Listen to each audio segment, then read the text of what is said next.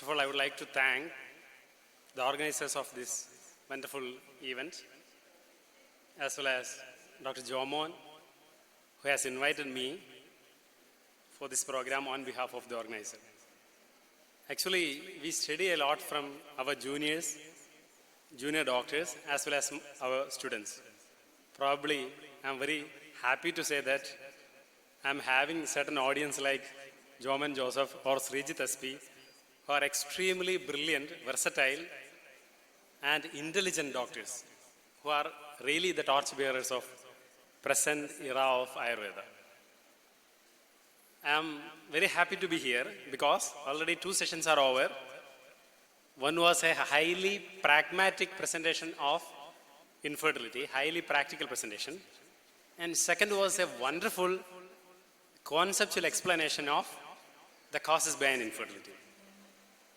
I feel that my job is a little bit simple because I may be talking something different from all the 2 presentations here. I'm going to talk something from my minimal experience and understanding infertility, especially male infertility, in a doshic perspective. Probably you may be having some confusion. Is it right to discuss the management of infertility with such a, what's called importance nowadays? The population bomb is about to be exploded. And we are regularly seeing advertisements or newspaper reports that women get molested on a moving train.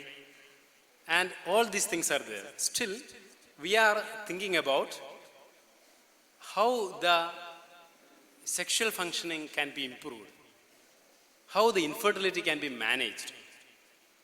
The sex is the most exploited word, either by layman or by medical men.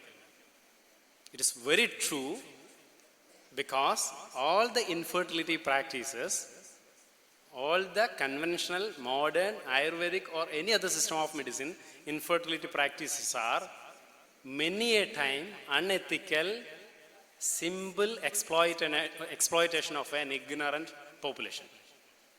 I humbly request you to be not a part of such practice because this is such a subject which is having minimal information and maximal exploitation. If you have gone to Mumbai in Southern Railway, you will see a lot of ads regarding the sexual healing. There will be no other health information ad in the trains.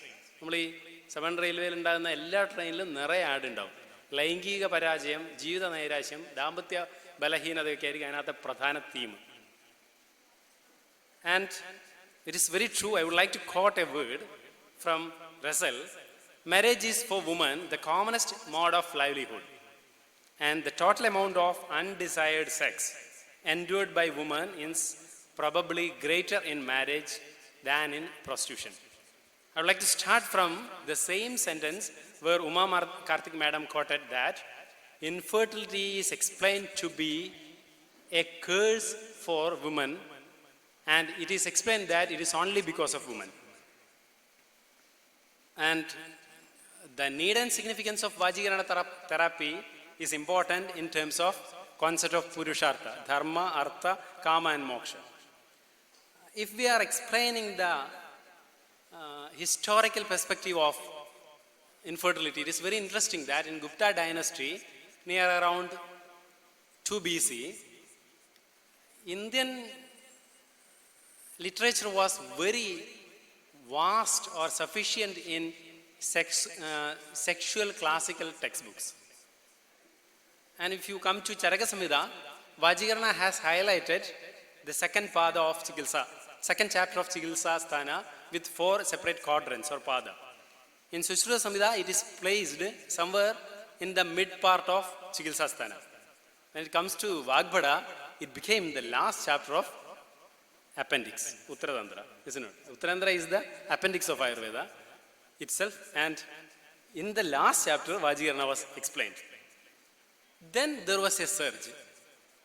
It happened in Mughal period and by Unani medicine. and it has a lot of explanations or descriptions which are beyond logical understanding. Rasa Shastra has also highlighted many things regarding infertility as sexual functioning, which also does not seem to be logical. Another one more point what I have to highlight before starting the session is that infertility, or rather sexual functioning, is explained with a male prerogativeness. It was explained that always it is to improve the sexual vigor of male. വാജീകരണ മന്യച്ച് പുരുഷോ നിത്യമാത്മവാൻ തഥായത്തോ ഹി ധർമാർത്ഥോ പ്രീതിശ്ച യശ ഏവച. വാജീകരണം, and what is called tool for best വാജീകരണ? That is again സ്ത്രീ. And what is the purpose of Vajigirana? Again to make what is called win over female. So the whole subject in Vajigirana is something concerned with male prerogativeness. That is true as well as Vajigirana is concerned. Normally this Vajigirana word and this figure, picture, etc. are highly misused. This is very poor. ഒരു പാവം കുതിരയത്. ഈ കുതിരയ്ക്ക് പ്രത്യേകിച്ച് വലിയ റോളൊന്നുമില്ല. ഇത് നമ്മൾ വല്ലാതെ misuse ചെയ്തൊരു വാക്കാണ്. കുതിരശക്തി എന്നൊക്കെ പറഞ്ഞു കഴിഞ്ഞാൽ പൊതുവേ ഈ കുതിരശക്തി എന്നുള്ള വാക്ക് ഏറ്റവും കൂടുതൽ ഉപയോഗിക്കുന്നത് തങ്ങന്മാരും ഈ ലോക്കൽ ട്രഡീഷണൽ ഫിസിഷ്യൻസും ഒക്കെയാണ്. അതുകൊണ്ട് ഇതൊന്നുമല്ല യഥാർത്ഥത്തിൽ വാജീകരണം എന്ന് പറയാനാണ് ഞാൻ ആഗ്രഹിക്കുന്നത്. Now will come to our point. What is വാജീകരണ? വാജീകരണ തന്ത്രനാമ അല്പദുഷ്ടക്ഷീണ വിശുഷ്കരേതസാം ആപ്യായന പ്രസാദന ഉപജയ ജന്മ നിമിത്താർത്ഥം പ്രഹർഷജന്നാർത്ഥം ച. Means the half of the total theme is to improve the quality of progeny, and the half of the rest is to improve the quality of sexual functioning. This is a very important definition of Sushruta, in which he has explained alpa dushta kshina vishushkaredasa, and is wonderfully commented by Dalhana as alpa is prakritya sthogaredasa, congenitally azoospermia or near total azoospermia. Dushta is vadadibir dushta. Kshina is karanaihi alpibhuda, secondary cause of oligospermia or nearly azoospermia. Vishushkaresis is secondary azoospermia. So these all were discussed, and its apyayana, prasadana, upachaya, janana, etc. are discussed. So it's very important that Acharya or our ancestors were very seriously dealing many presentations of male infertility. Regarding fertility, the human fertility is getting declined by time. Naturally it is becoming declined, and the incidence of infertility, especially male infertility, is increasing like anything. If you go to the historical considerations, we will get a lot of references for test tube, what is called progenies in Mahabharata, like that of Kaurava or something like that. And the andrology was developed throughout these years. And the impacts of infertility is also very important. It causes a lot of extreme mental frustration. And it makes a lot of difference between two people, one couple, husband and wife, interpersonal relationship. Above all this, infertility is a social issue. കുട്ടികളാവാത്തതുകൊണ്ട് എന്താ ബുദ്ധിമുട്ടെന്ന് ചോദിച്ചാൽ ഭർത്താവിനും ഭാര്യയ്ക്കും പ്രത്യേക പ്രശ്നം ഉണ്ടാവില്ല. പൊതുവുള്ള പ്രശ്നം വെച്ചാൽ ഈ നാട്ടുകാരെ കൊണ്ട് വയ്യാന്നാണ്. വിശേഷായില്ലേ ഓരോ 2 മാസം തുടങ്ങിയ വിശേഷായില്ലേ എന്നുള്ള ചോദ്യത്തിന് രക്ഷപ്പെടാനാണ് പലരും ചികിത്സയ്ക്ക് വരുന്നത്. അതുകൊണ്ട് conception is important, continuation of conception is important. Being ഒരു കുട്ടിയുടെ അമ്മയോ അച്ഛനാവുക എന്ന് പറയുന്നത് വളരെ ഇമ്പോർട്ടൻ്റ് ആണ്. So I'm saying few things which are purely for beginners. When a patient appearing for you for infertility, you should ask certain basic questions. One is, what is the frequency of sexual act? Second thing, about whether you are adopting any protection. And the third is whether you have any knowledge of fertile period. Many a time what happens, we never ask such questions. Frequency of sexual act, how this question can be asked when a couple, comparatively modest two couple, beautiful a lady coming to our desk and asking, ഒരു മടിയും വിചാരിക്കേണ്ട, infertility practice ചെയ്യണമെന്നുണ്ടെങ്കിൽ ആദ്യം നിങ്ങളുടെ ഈ ഒരു shyness, ലജ്ജ എന്ന് പറയുന്ന സാധനമല്ല, അത് മാറ്റണം. നിങ്ങളവിടെ പോയിട്ട് പേഷ്യൻ്റ് വന്ന് പലപ്പോഴും ഒരു നല്ല തമാശയുണ്ട്. ഈ സെക്ഷൽ ഡിസ്ഫങ്ഷനായിട്ട് ഒരു മെയിൽ പേഷ്യൻ്റ് വന്നിട്ട് പറയാം, സാർ എനിക്ക് ഉദ്ധാരണ കുറവുണ്ടെന്നോ അല്ലെങ്കിൽ എനിക്ക് ശീഘ്രസ്ഖലനം ഉണ്ടെന്നൊന്നും വന്ന് പറയില്ല. പേഷ്യൻ്റ് ഒന്ന് പറയാം, സർ ഭയങ്കര ഊരവേദന, തീരെ വയ്യ, ഒന്നിനും വയ്യ സർ, തീരെ അനങ്ങാൻ വയ്യ എന്ന് പറഞ്ഞാൽ ഉടനെ അടുത്ത ചോദ്യം ചോദിക്കണം, കല്യാണം കഴിഞ്ഞാണോ? അതെ. ഉദാഹരണക്കുറവ് അങ്ങനെ ഉണ്ട് സർ എന്ന് പറയും. ആ നിമിഷം അഭിപ്രായം മുഴുവൻ ഹിസ്റ്ററി പറയും. ഈ ഒരു സ്റ്റാർട്ടിംഗ് പോയിന്റ് ഇൻഫെർട്ടിലിറ്റി പ്രാക്ടീസിൽ ഹിസ്റ്ററി ടേക്കിംഗ് പെർഫെക്റ്റ് ആവണമെങ്കിൽ വളരെ പ്രധാനമാണ്. You are suppose to ask without shyness. Frequency ഉണ്ടോ, നോർമൽ ഫ്രീക്വൻസി ഉണ്ടോ, പ്രൊട്ടക്ഷൻ ഉണ്ടോ? I will tell U.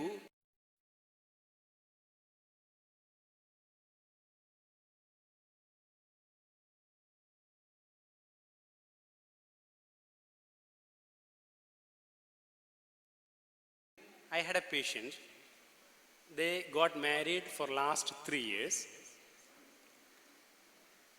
They are referred by Dr. Rahul. Probably you are remembering Dr. Rahul, Dr. Ramya from Kannur.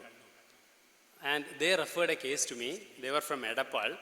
They were staying in Visakhapatnam. അയാൾ മൈനിലാണ് work ചെയ്യുന്നത്. അയാൾ രാവിലെ 5 മണിക്ക് ഇട്ടിട്ട് പോയാൽ രാത്രി 10 മണിക്കാണ് തിരിച്ചു വരിക. കല്യാണം കഴിഞ്ഞിട്ട് 3 വർഷമായിട്ട് they didn't have a single attempt of sexual act. And their father and mother came to me that they got married last 3 years, they didn't get children, they are not serious about treatment, so doctor should take care of them, I'll send them to me. And I asked every detailed question, everything was done. Everything is normal, semen is analyzed, it is absolutely normal, female sexual hormonal pattern is nearly okay, a little bit PCOD is there. I don't felt much problem. When we were asking whether everything is normal, then I made as Sahadevan sir suggested, couple counseling is an important part of infertility management. ഞാൻ ഈ പെൺകുട്ടിയെ ആദ്യം ആണുങ്ങളെ വിളിച്ചിട്ട് മെയിലിനോട് ചോദിച്ചു എന്തെങ്കിലും problem ഉണ്ടോ, നിങ്ങൾക്ക് പേഴ്സണലായി എന്താ ഒരു പ്രോബ്ലം ഇല്ല സാർ, എല്ലാം ശരിയാന്ന് തോന്നുന്നു. ഫീമെയിലിനെ വിളിച്ച് ചോദിച്ചപ്പോൾ പറഞ്ഞു, sir we had in sexual act, ബന്ധപ്പെടാതെ കുട്ടികളുണ്ടാവുമെന്നാണ് ചോദിച്ചത്. ഈ ചോദ്യം പലപ്പോഴും നമ്മൾ പേഷ്യനോട് ചോദിക്കാറില്ല. ഈ ഫെർട്ടിലിറ്റി പീരീഡ് എന്ന് പറയുന്നത് പലർക്കും അറിയില്ല. എത്ര അഡ്വാൻസ്ഡ് മെഡിക്കൽ നോളജ് ഉണ്ടെങ്കിലും ഫെർട്ടൈൽ പീരീഡ് എന്ന് പറഞ്ഞു കഴിഞ്ഞാൽ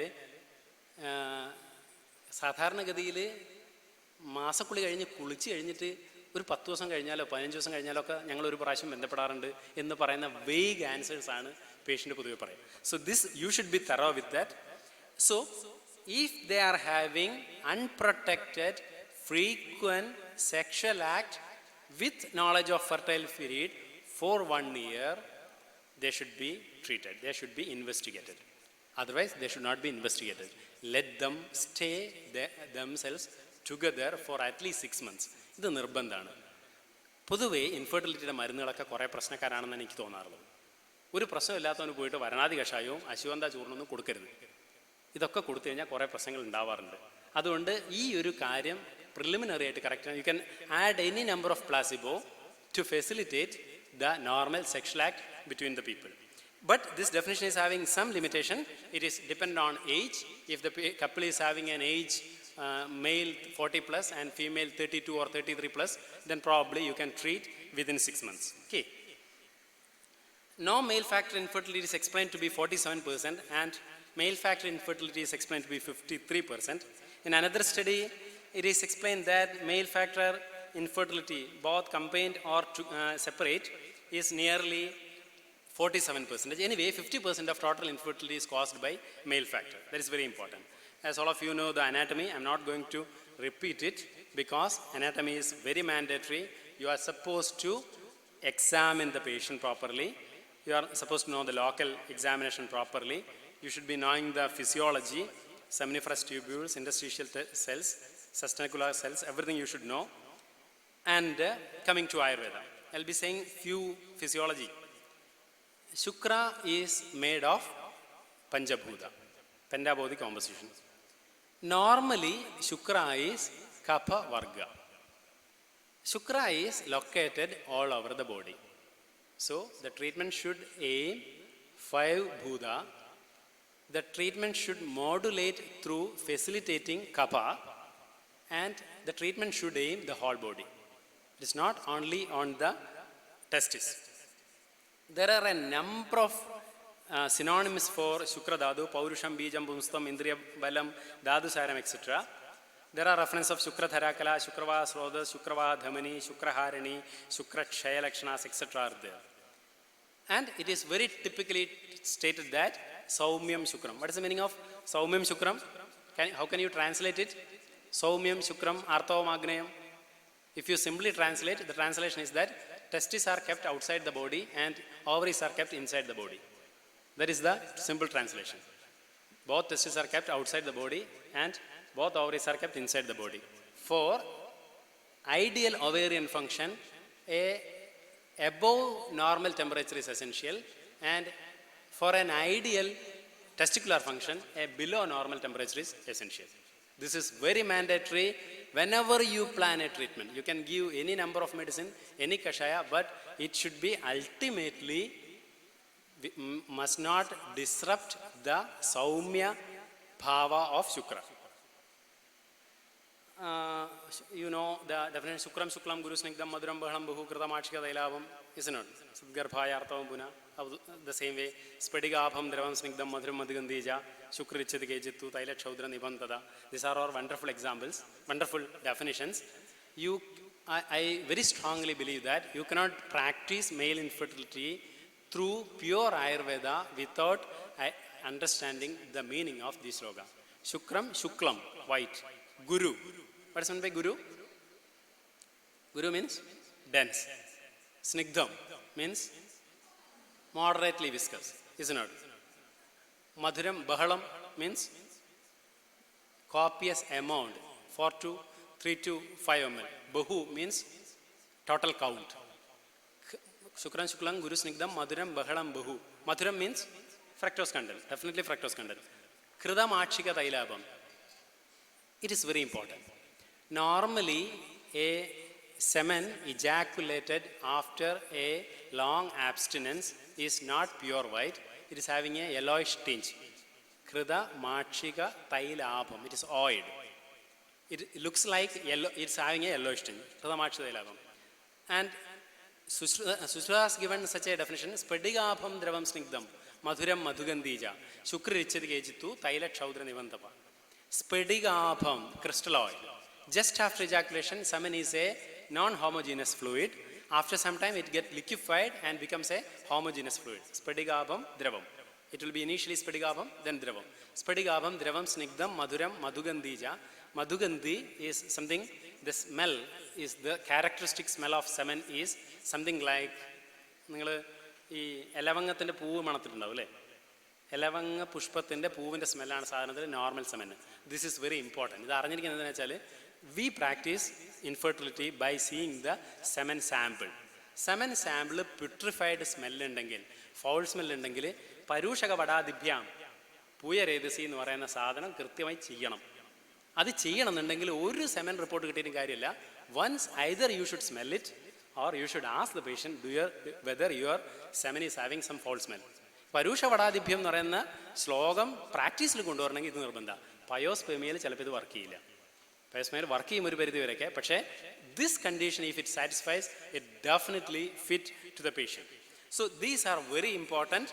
ദോ physical characteristic as important, we have tried to analyse the semen examination, the laboratory examination in terms of Ayurvedic physical parameters. I will explain to you. Garbhodpadanam is the main function of Shukra. It explains spermatozoa.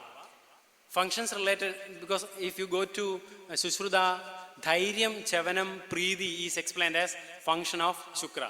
This is nothing other than male sexual cycle. Dhairyam, performance anxiety. Chavanam, ejaculation. Preeti, result satisfaction. 4 stages are there. These stages, if disrupted, Shukradadu is disrupted. Then psychological functions, Dhairyam, Saumyada, Bala, Upajaya, Utsaha, Ojo, Posha. So whenever in the text, if there is an explanation that this drug is Shukrala, this drug is Shukravardhaka, etc., don't think that all these drugs are going to increase the count. Certain drugs are explained in context of increasing masculinity. Certain may be increasing physical valor or power. Certain may be increasing the amount of Shukra. Certain may be increasing or the quality of sperm. This should be understood. I will give you a lot of examples. Nagabala is a Vajigarana, but Nagabala has nothing to do with seminal parameters. It improves the sexual functioning.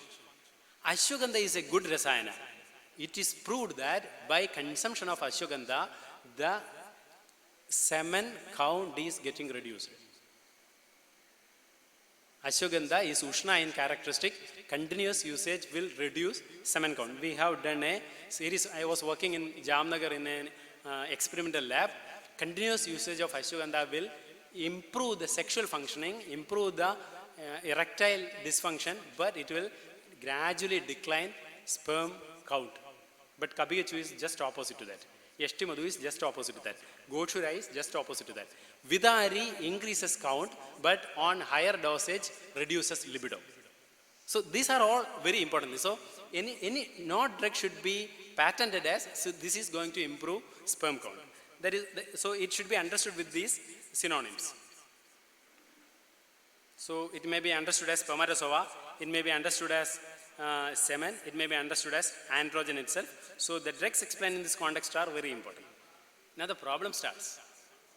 We have talked many things about Shukra, everything, but how we can make an interpretation from our text. As you know, there are references of Penilam Tanuruksham Vivarnam Pudi Vichilam. Anya Dhadupa Samsrishtam, Avasadi Tathashtamam. 8 types of Shukrudushti in Charaga. And if you go to Ashtangardaya, Vadadi Gunagirindi, Puyakshina Malahoyam, Bija Samratam Redosram, is it not? In Ashtangardaya.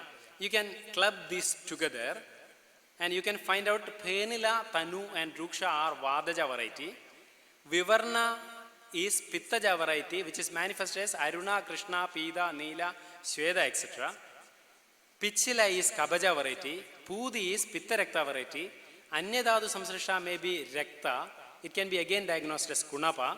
Avasadi is Granthi, Mutra or Kaphavada. This what I use for Ayurvedic diagnosis of semenogram. How you will reach that diagnosis, I will explain you. When I was working in Hasan or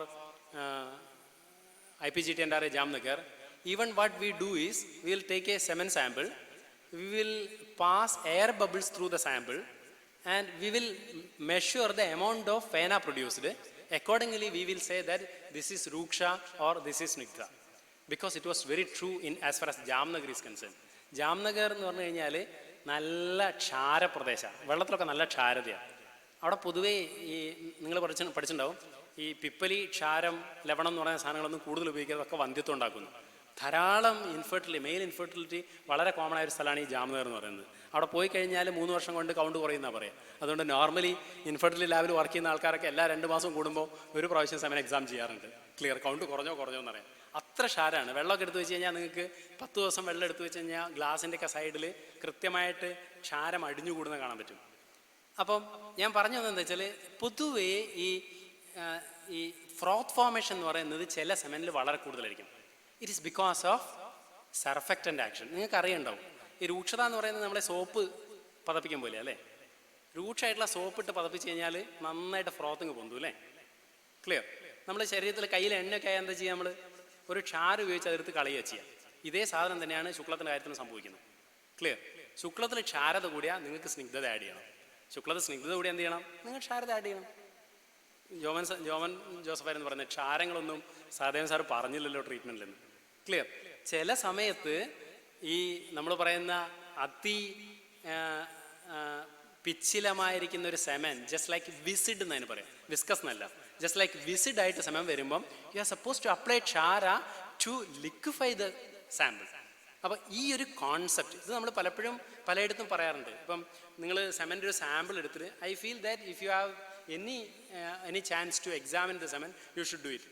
semen എടുത്തിട്ട് സെമനകത്തേക്ക് ഒരു ചെറിയ glass rod test ട്യൂബിലിട്ടിട്ട് glass rod lift ചെയ്ത് കഴിഞ്ഞാൽ നിങ്ങൾക്ക് അറിയാൻ പറ്റും ഇത് തനു ആണോ അതോ നോർമലാണോ. If when you lift there is no thread is formed, means it is Tanu Shukra. There is no meaning to do sperm count. It will be a count less than 5. അത് വളരെ കോമൺ ആണ്. തനു എന്ന് പറഞ്ഞു കഴിഞ്ഞാൽ അത്ര watery semen ആയിരിക്കും. Patient നമ്മൾ പറയും സാറേ പച്ചവെള്ളം പോലെയാണ് സെമൻ എന്ന് പറയും. So these physical characteristics are very mandatory four classical ayurvedic treatment.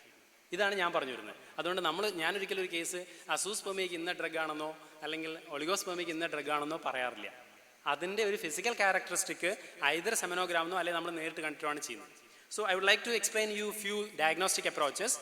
Infertility either primary or secondary, previous conception define secondary or history of abortion define secondary, as far as history of male infertility is concerned, certain questions are mandatory, you should ask. Is there any trauma? പണ്ട് cricket കളിക്കുമ്പം ഒരു ball ടെസ്റ്റിസിൽ തട്ടിയിരുന്നോ, നിങ്ങൾക്ക് എപ്പോഴെങ്കിലും ഒരു traumatic injury ഉണ്ടായിരുന്നോ, ഈ ചോദ്യം ചോദിക്കണം. പലപ്പോഴും അങ്ങനെ ഉണ്ടാകുന്ന ഒരു ഇഞ്ചുറി ബൈ ടൈം ഐദർ സ്പേമിൻ്റെ ലോ ഫങ്ഷനിങ്ങിനോ അല്ലെങ്കിൽ ഓട്ടോ അഗ്ലൂട്ടിനേഷനോ കാരണമാവും. അത് അഭിഘാത ദശുദ്ദേശ നൃണ മസലിജി ദൂഷ്യതി എന്ന് പറയുന്ന രക്തദൂഷ്യത്തിൻ്റെ ഹിസ്റ്ററി മനസ്സ് കാണുന്നത്. അതുകൊണ്ട് മഹാമഞ്ചിഷ്ടാദി കഷായവും കൈശോര ഉഗ്ഗുലോ കൊടുത്തു കഴിഞ്ഞാൽ ആ പേഷ്യൻ്റിൽ ആ കണ്ടീഷൻ കറക്റ്റ് ചെയ്യുകയും ചെയ്യും. Infection, very common, moms or any other major infection. Systemic illness, diabetes, hypertension, dyslipidemia, everything important. Endocrine pathology, occupational, whether they are working in a very hot environment. Drugs, whether they were using regularly many drugs. Addiction, sexual functioning, whether they are having normal sexual functioning. What are the psychological factors? These should be asked. There are many reasons. As far as modern diagnostic criteria is concerned, they are saying that varicocele is the major cause for male infertility. I'll come to that point, how much true that statement is. Sexual functioning is very important. If there is any faulty sexual functioning, whether there is some sexual dysfunctions, this is also very important. General examination, patient should be assessed in general. Masculinity should be assessed. Voice should be seen properly. Local examination, inspection should be done. The hair pattern should be properly seen. Do palpation. There is nothing to worry. You are touching the most what's called the private part of a patient, but touch with confidence, slowly, how to study palpation. The palpation itself reveal the excellence of testicular tissue. If it is too hard, you are supposed to give some Kabhara Chikitsa. If it is too soft, Vrashanavadaranam, in Paithika Prameha it is explained, Vrashanavadaranam, it is very soft, you are supposed to give a total cold packing. Put the testis in ice water for some time. Clear? That will improve the functioning. So this examination, special technique, Isolva maneuver, varicosity, etc. should be examined. And comes to the semen analysis. As far as a couple is concerned, what is the first and foremost investigation to be done? Semen analysis. Cheapest, best, rules out nearly 50% of infertility. If it is done in a proper methodology, proper laboratory, it rules out 50% of male infertility factors. There is no meaning in investigating female without an investigation to male. The importance is that it gives a very clear-cut picture of male functioning. The problem is whether all tests are reliable, how much this is accurate. I have told this experience to you earlier, probably somebody has heard my classes. When I was practicing in Calicut, I was practicing in Manoj Kalur's clinic. When I was just completed MD from Jamnagar. അപ്പോൾ നമ്മൾ കാളൂരിൻ്റെ ക്ലിനിക്കിൽ പോയപ്പോൾ അവിടെ ഇങ്ങനെ exam ചെയ്യാനുള്ള സൗകര്യമൊന്നുമില്ല. അപ്പോൾ നമുക്ക് ഭയങ്കര ലിമ്പിങ് ഫീൽ ചെയ്തു. കാരണം ജാംനഗറിലാകുമ്പോൾ നമ്മൾ സാമ്പിൾ കാണുന്നു, നമ്മൾ ഡയഗ്നോസ് ചെയ്യുന്നു, നമ്മൾ മരുന്ന് കൊടുക്കുന്നു, ഒക്കെ കൃത്യമാണ്, വളരെ കൃത്യം. ഇവിടെ എത്തുമ്പം എല്ലാ സാമ്പിളിലും കുറേ റിപ്പോർട്ട് വരും, ഒരു ഐഡിയയും കിട്ടില്ല. എല്ലാം ഒന്നുകിൽ നോർമൽ അല്ലെ അബ്നോർമൽ, ഒക്കെ ഏതാണ്ട് കട്ട് ആൻഡ് പേസ്റ്റ് റിപ്പോർട്ട് പോലെയാണ് തോന്നുന്നത്. ഇവിടുത്തെ പല NABL കിട്ടിയ ലാബുകളിൽ നിന്ന് കിട്ടുന്ന റിപ്പോർട്ട്സ് കട്ട് ആൻഡ് പേസ്റ്റ് ആണെന്ന് പറയാൻ എനിക്ക് ഒരു മടിയില്ല. 98% നോർമൽ സെമനോഗ്രാമാണ് കിട്ടുന്നത്. നിങ്ങൾക്കറിയാലോ അല്ലേ? സെമനോഗ്രാം മോർഫോളജി എന്ന് പറയുന്നത് കോഴിക്കോട്ടെ ലീഡിങ് ലാബിലേക്ക് നിങ്ങൾ അയക്കും. I will not mention the name of the lab. 98% semen is normal, and WHO declare that 4% normality is normal, and 96% abnormality is normal. Only 4% normality is sufficient if it is properly done. 16% excellent. 16% normality means excellent, and you will get a report of 98% normal. When this was regularly happening, ഞാൻ എന്ത് ചെയ്തെന്ന് വെച്ചാൽ ഞാൻ അവിടെയുള്ള ഒരു leading ലാബിൽ വിളിച്ചു ചോദിച്ചു, നമ്മളൊരു ടൈപ്പ് പോലെ നമ്മൾ സാമ്പിൾ അയച്ചു കഴിഞ്ഞാൽ ഞങ്ങൾക്ക് ഒരു സമയം രാവിലെ ഒന്നിച്ചൊരു 4-5 സാമ്പിൾ വരികയാണ്, ഒരു അരമണിക്കൂർ കൊണ്ട് നമുക്ക് അവിടെ പോയി നോക്കി സാമ്പിൾ ഒന്ന് അസസ് ചെയ്യാൻ സമയം തരുമെന്ന് ചോദിച്ചു. അവർ 100% വെൽക്കം ചെയ്തു. ഒരു ദിവസം 10 സാമ്പിൾ കിട്ടുകയാണെങ്കിൽ വളരെ നല്ല, അല്ലെങ്കിൽ എല്ലാ സെക്കൻഡ് സാറ്റർഡേ ആയിരുന്നു പ്രാക്ടീസ്. അപ്പോൾ കാളൂർ പറഞ്ഞു, അതെന്താ നമുക്ക് പോകാമല്ലോ, നമുക്ക് വണ്ടി എടുത്ത് പോകാമല്ലോ, സ്കൂട്ടർ എടുത്ത് പോയിട്ട് നോക്കി വരാമല്ലോ എന്ന് പറഞ്ഞു. അപ്പം നമ്മൾ ആ ടൈപ്പിനെ കുറിച്ച് ചർച്ച ചെയ്യാൻ അവിടെ പോയപ്പം ഞാൻ അവർ ചോദിച്ചു, നിങ്ങൾ എങ്ങനെയാണ് സെമൻ എക്സാം ചോദിച്ചു. അപ്പോൾ അവർ പറഞ്ഞു, സർ സെമൻ കളക്ട് ചെയ്ത ഉടനെ നമ്മൾ ഇൻക്യുബേറ്ററിൽ വയ്ക്കുമെന്ന് പറഞ്ഞു. മറ്റ് സാമ്പിളൊക്കെ വയ്ക്കുമ്പോൾ ഉടനെ ഇൻക്യുബേറ്ററിൽ വയ്ക്കും അത്രേ. അവർ പറഞ്ഞത് സത്യമാണോ ഇല്ലയോ എന്ന് എനിക്കറിയില്ല. നമ്മൾ മനസ്സിലാക്കിയെടുത്തോളം semen should be kept in room temperature, never in a higher temperature എന്നാണ്. എന്നിട്ടാണ് സെമൻ എക്സാം ചെയ്യുന്നത്. അതുകൊണ്ട് this whether your report is reliable എന്ന് പറയുന്നത് വളരെ പ്രധാനമാണ്. I feel that if you are very serious about practice, it is better to send a lab which is having artificial reproductive technique, ART facility ഉള്ള ലാബിൽ വിടുന്നതെന്നല്ലേ. എന്നിട്ട് അതിൻ്റെ തൊട്ട് താഴെയാണ് സത്യമെന്ന് ഉറപ്പിക്കുക. Because they will do the extreme thing. Count 15 ഉണ്ട്, 10 എഴുതും. ഇതൊന്നും ഒരു കള്ളമില്ല കേട്ടോ, ഇതിനകത്ത് ഒരു ലാബിനോട് എതിർപ്പുണ്ടായിട്ട് പറയല്ല. It's A fact. മോർട്ടലിറ്റി 10 ഉണ്ടെങ്കിൽ 5 എഴുതും, 5 ഇല്ലെങ്കിൽ നോ ആക്റ്റീവ് മോർട്ടൽ എന്ന് എഴുതും. നിങ്ങൾ ഇതേ സാധനം I will tell U, one of my colleague, my junior colleague done A test at ARM, sorry, I don't want to name the lab. They have given a report which is ideal for artificial reproductive technique, ART, like ICSI. The same sample we have seen after 3 days in our lab, it was little bit improved than that. Not little bit, 10-15% improved than the original one. So reliability, accuracy is very important. I would like to say in WHO monument on what's called standard laboratory practice on semen analysis says that in a normal individual, I'm talking about normal, not patients, the semen count may fluctuate from 250, 100 to 0. This was 5 patients, consecutive semen samples were judged. This is the first patient, you can see the second patient, this is the third patient. There is much variability between reports. So don't think that you have seen a patient with a 20 million count, you have given a medicine, the next visit, patient give a count of 30 million, don't say that my medicine increased the count. It's very poor. Count does not have any normality. But if you have a report of 2 million or 3 million, and if you get a result of 18 million or 20 million, it is a result. Got the point? 10, 20, 10, 15, 10, 12, 40, 80, there is no meaning. So this is very important. Don't claim such things. So this is, and method of collection is important. Probably the lab fellow may not be knowing how to collect it, so you educate the patient proper. Method of collection is very important. Never miss first spurt of semen while ejaculation. First spurt contains nearly 80% of sperm. If it is missed, because it is done by masturbation in a hurry, probably the first spurt will be lost. So this is very important. Wide mouthed beaker is important, because whenever you concentrate on increasing count, you will be actually losing the actual diagnosis of the patient. അങ്ങനെ വരുന്നുള്ളതുകൊണ്ടായി പറയുന്നത്. Then time of collection is important. It should be having 3 days abstinence. Liquefaction time, just after collection it should be reached. Volume 2 to 5. Color, very very important as far as Ayurvedic diagnosis is concerned. By color you can diagnose dosha. Order is important, I told you. Transparency. നമ്മുടെ കോളേജിൽ BS Prasad എന്ന് പറഞ്ഞിട്ടൊരു ഡോക്ടറുണ്ടായിരുന്നു. മൂപ്പരാണ് ആദ്യമായിട്ട് ജാംനഗറിൽ infertility lab തുടങ്ങിയത്. മൂപ്പരാണ് ആദ്യമായിട്ട് ശുക്ലത്തിൻ്റെ ഒരു major ingredient, നല്ല ingredient സ്വർണ്ണമാണെന്ന് കണ്ടെത്തി. നമ്മൾ തങ്കഭസ്മം ധാരാളം കൊടുക്കാറുണ്ട്, നല്ല റിസൾട്ടും കിട്ടാറുണ്ട്. മൂപ്പരൊരു സ്റ്റഡി നടത്തിയത് കോലാർ ഏരിയയിലുള്ള കുറേ വോളണ്ടിയേഴ്സിൻ്റെ സെമൻ കളക്ട് ചെയ്തു. എന്നിട്ട് ജാംനഗറിൽ നിന്ന് കളക്ട് ചെയ്തു. ജാംനഗർ നിങ്ങൾക്കറിയാലോ ക്ഷാരമുള്ള സ്ഥലമാണ്. എന്നിട്ട് രണ്ടിടത്തിലെയും സെമനിലുള്ള ഗോൾഡിൻ്റെ കണ്ടൻറ്റ് അസസ് ചെയ്തു. അപ്പം ഭയങ്കര അത്ഭുതമായിരുന്നു. കോലാറിലുള്ള ആൾക്കാരുടെ സെമനിൽ ധാരാളം ഗോൾഡിൻ്റെ കണ്ടൻറ്റ് ഉണ്ടായിരുന്നു. ആൻഡ് ഈ ജാംനഗർ തീരെ കുറവായിരുന്നു. വളരെ കറസ്പോണ്ടിങ് ആയിട്ടാണ് സെമൻ വാല്യൂസും വന്നത്. അപ്പോൾ ഈ സാറിന് ഇതിൽ സെമൻ എടുത്തു കഴിഞ്ഞാൽ ഹാസലിൽ ഞങ്ങൾ ഒന്നിച്ച് വർക്ക് ചെയ്യാനുള്ള ഭാഗ്യം ഉണ്ടായിരുന്നു. മൂപ്പർ ഇങ്ങനെ സാമ്പിൾ എടുത്ത് ഇങ്ങനെ പിടിക്കും, ഇങ്ങനെ പിടിച്ചാൽ 15 മില്യൺ, വേറൊരെണ്ണം എടുത്ത് 28 മില്യൺ എന്ന് പറയും. കൂടെ 1 മില്യണോ 2 മില്യണോ വ്യത്യാസം വരുള്ളൂ. ഈ ട്രാൻസ്പെറൻസി നോക്കി ഡയഗ്നോസ് ചെയ്യാൻ പറ്റുന്നുണ്ട്. വേറെ ഒന്നും പറയില്ല ഞാൻ. നിങ്ങൾക്ക് ആ ഈ തനു ശുക്ലം അല്ലെങ്കിൽ ഗാഠശുക്ലം എന്ന് പറയുന്ന സാധനം ഡയഗ്നോസ് ചെയ്യാൻ പറ്റിയാൽ പേഷ്യൻറ്റിന് തന്നെ ഇതിനകത്തുള്ള ഒരു ഇമ്പ്രൂവ്മെൻറ്റ് അറിയാൻ പറ്റും. പ്രത്യേകിച്ചും നിദാനം ഡിപ്പാർട്ട്മെൻറ്റിൽ വർക്ക് ചെയ്യുന്ന ഡോക്ടേഴ്സോ അല്ലെങ്കിൽ പോസ്റ്റ് ഗ്രാജുവേറ്റ്സോ ഒക്കെ ഉണ്ടെങ്കിൽ അവർ ഇതൊന്ന് ശീലിക്കണം. ഒരു 4 ദിവസം സാമ്പിൾ കണ്ടാൽ മതി. അപ്പോൾ തന്നെ സാമ്പിളും ഈ ലാബ് വാല്യൂസും നമ്മളെ മാച്ചിങ് കൃത്യമായിട്ട്, ഫിസിക്കൽ പാരാമീറ്റേഴ്സും മാച്ചിങ് നമുക്ക് കൃത്യമായിട്ട് അറിയാൻ പറ്റും. ഇനി deposits are there. pH should be seen. Viscosity, I told you, viscosity is judged by threadability. A glass rod is put on the test tube and lift the glass rod so that a thread will be formed. Sometimes thread will be in 25 centimeter so that it is hyperviscous. Sometimes there will not be thread formed, it is hypoviscous. Increase പിച്ചിലത്വം കൂട്ടണം.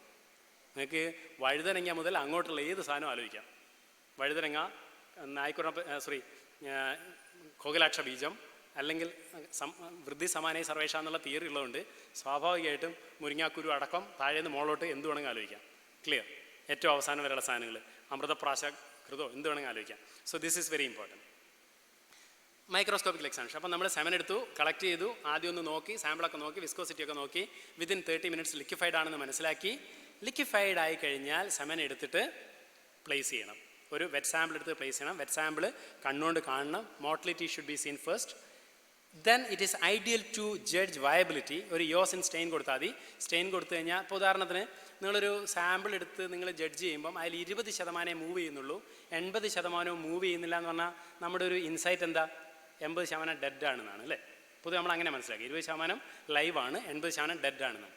പക്ഷെ നിങ്ങൾ അതിൻ്റെ viability നോക്കിയാൽ ചിലപ്പോൾ അതിനകത്തൊരു 30% dead ഉണ്ടാവുള്ളൂ. എന്ന് പറഞ്ഞാൽ സ്റ്റെയിൻഡായ ഈ നമ്മുടെ സെല്ലിൻ്റെ മെംബ്രെയിൻ നഷ്ടപ്പെട്ടത് 30% ഉണ്ടാവുള്ളൂ. എന്ന് പറഞ്ഞാൽ ദേ ആർ ലൈവ് ബട്ട് ഇമോട്ടൈലാണ്. ലൈവ് ബട്ട് ഇമോട്ടൈലും 100% നെക്രോസൂസ്പെർമിയും തമ്മിൽ ഭയങ്കര വ്യത്യാസമുണ്ട്. അപ്പം ഈ 80% ഇമോട്ടൈലാണെങ്കിൽ അതിൻ്റെ വയബിലിറ്റിയും കൂടെ നോക്കൽ വളരെ പ്രധാനമാണ്. ടോട്ടലി നെക്രോസൂസ്പെർമി ആണെങ്കിൽ കുണവ ശുക്ലത്തിൻ്റെ ചികിത്സ ചെയ്താൽ കുറച്ചൊക്കെ ഇമ്പ്രൂവ്മെൻറ്റ് കിട്ടും. അല്ലെങ്കിൽ വേറെ പല ട്രീറ്റ്മെൻറ്റ് സിങ്കൊക്കെ വെച്ച് സപ്ലൈ ചെയ്യായിരിക്കും വേണ്ടി വരിക. അപ്പോൾ ഞാൻ പറയാം, ആ പോയിന്റിലേക്ക് വരാം. അപ്പം സ്പേം വയബിലിറ്റി നോക്കണം. സ്പേം കൗണ്ട് അത് സിംപ്ലി കൗണ്ട് ചെയ്യുന്നതാണ് ചെയ്യുക. നമ്മുടെ ന്യൂബാസ് കൗണ്ടിങ് ചേമ്പറിൽ കൃത്യമായി കൗണ്ടിട്ട് ഒരു കറക്ഷൻ ഫാക്ടർ വെച്ചിട്ട് മൾട്ടിപ്ലൈ ചെയ്ത് കഴിഞ്ഞാൽ കിട്ടും. മോർഫോളജി ഒരു ഫേസ് കോൺട്രാസ്റ്റ് മൈക്രോസ്കോപ്പ് ഉണ്ടെങ്കിൽ കമ്പാരിറ്റീവ്ലി ബെറ്റർ ആയിട്ട് നിങ്ങൾക്ക് അസസ് ചെയ്യാൻ പറ്റും. Morphology I will come to that point. Round cells or pus cells ഉണ്ടോ എന്ന് നോക്കണം. മാക്രോഫേജസ് ഉണ്ടോ നോക്കണം. എപ്പിത്തീലിയൽ സെൽസ് ഉണ്ടോ നോക്കണം. ഇമ്മാച്ചുർ സെൽസ് ഉണ്ടോ നോക്കണം. Then how the motility will be graded. Sperm എന്തായിരിക്കണം? ഇറ്റ് ഷുഡ് ബി മോട്ടൈൽ അല്ലേ? It should be motile towards anterior. Progressive motile ആയിരിക്കണം അല്ലേ? അവിടെ തന്നെ കിടന്നിട്ട് ഇളകിയിട്ട് കാര്യമില്ല. ഇൻസിറ്റു മോട്ടൈൽ ആയിരിക്കില്ല, പ്രോഗ്രസീവ് ആയിരിക്കണം. എങ്ങനെ പ്രോഗ്രസീവ് ആയിരിക്കണം? ലീനിയർ പ്രോഗ്രസീവ് ആയിരിക്കണം. ക്ലിയർ? ലീനിയർ ആയിരിക്കണം. ഇങ്ങനെ ചിലതിങ്ങനെ വട്ടം കറങ്ങും. വട്ടം കറങ്ങുക എങ്ങനെയാണെന്ന് വെച്ച് കഴിഞ്ഞാൽ ഈ ഫ്ലജലിൽ അറ്റാച്ച് ചെയ്ത് ഒരു ഹോക്കി സ്റ്റിക്ക് ഫാഷനിലാണ് അറ്റാച്ച് ചെയ്തതെങ്കിൽ ഇങ്ങനെ കിടന്ന് കറങ്ങുന്നുണ്ടാവും, വട്ടം കറങ്ങുന്നുണ്ടാവും. അപ്പം നേരെയാണോ പോകുന്നത് നോക്കണം. ക്ലിയർ? എന്നാലേ അവൻ ഫെലോപ്പിൻ ട്യൂബിൽ എത്തുള്ളൂ. പിന്നെ എന്തായിരിക്കണം? It should be motile, it should be progressively motile, it should be linear progressive motility, it should be rapid linear progressive motility. This is called as RLP. This is very important. ഇതിനകത്തുള്ളൊരു problem എന്താണെന്ന് വെച്ചാൽ ഈ intra and inter observer variability വളരെ കൂടുതലാണ് ഈ അസസ്മെൻറ്റിൽ. അതുകൊണ്ടും ഇത് അബ്സല്യൂട്ടായിട്ട് ഈ മെഷർമെൻറ്റ്സ് ഒന്നും എടുക്കരുത് അസസ്മെൻറ്റിൽ നിന്നാണ് എൻ്റെ അഭിപ്രായം. ഒരു പ്രാവശ്യം നോക്കി 10 ആക്റ്റീവ് മോട്ടൈൽ കിട്ടി, അടുത്ത പ്രാവശ്യം അത് 8 ആയിപ്പോയി, പേഷ്യൻ്റ് ആകെ ഡെസ്പായി നിങ്ങളടുത്ത് വന്നാൽ അവരെ പറഞ്ഞു മനസ്സിലാവും ഇറ്റ് ഹാപ്പൻസ്. 10 ഉള്ളത് 30 ആയാൽ you can say that this is result. 10 ഉള്ളത് 12 ആയാൽ ഒന്നും ക്ലെയിം ചെയ്യരുത്.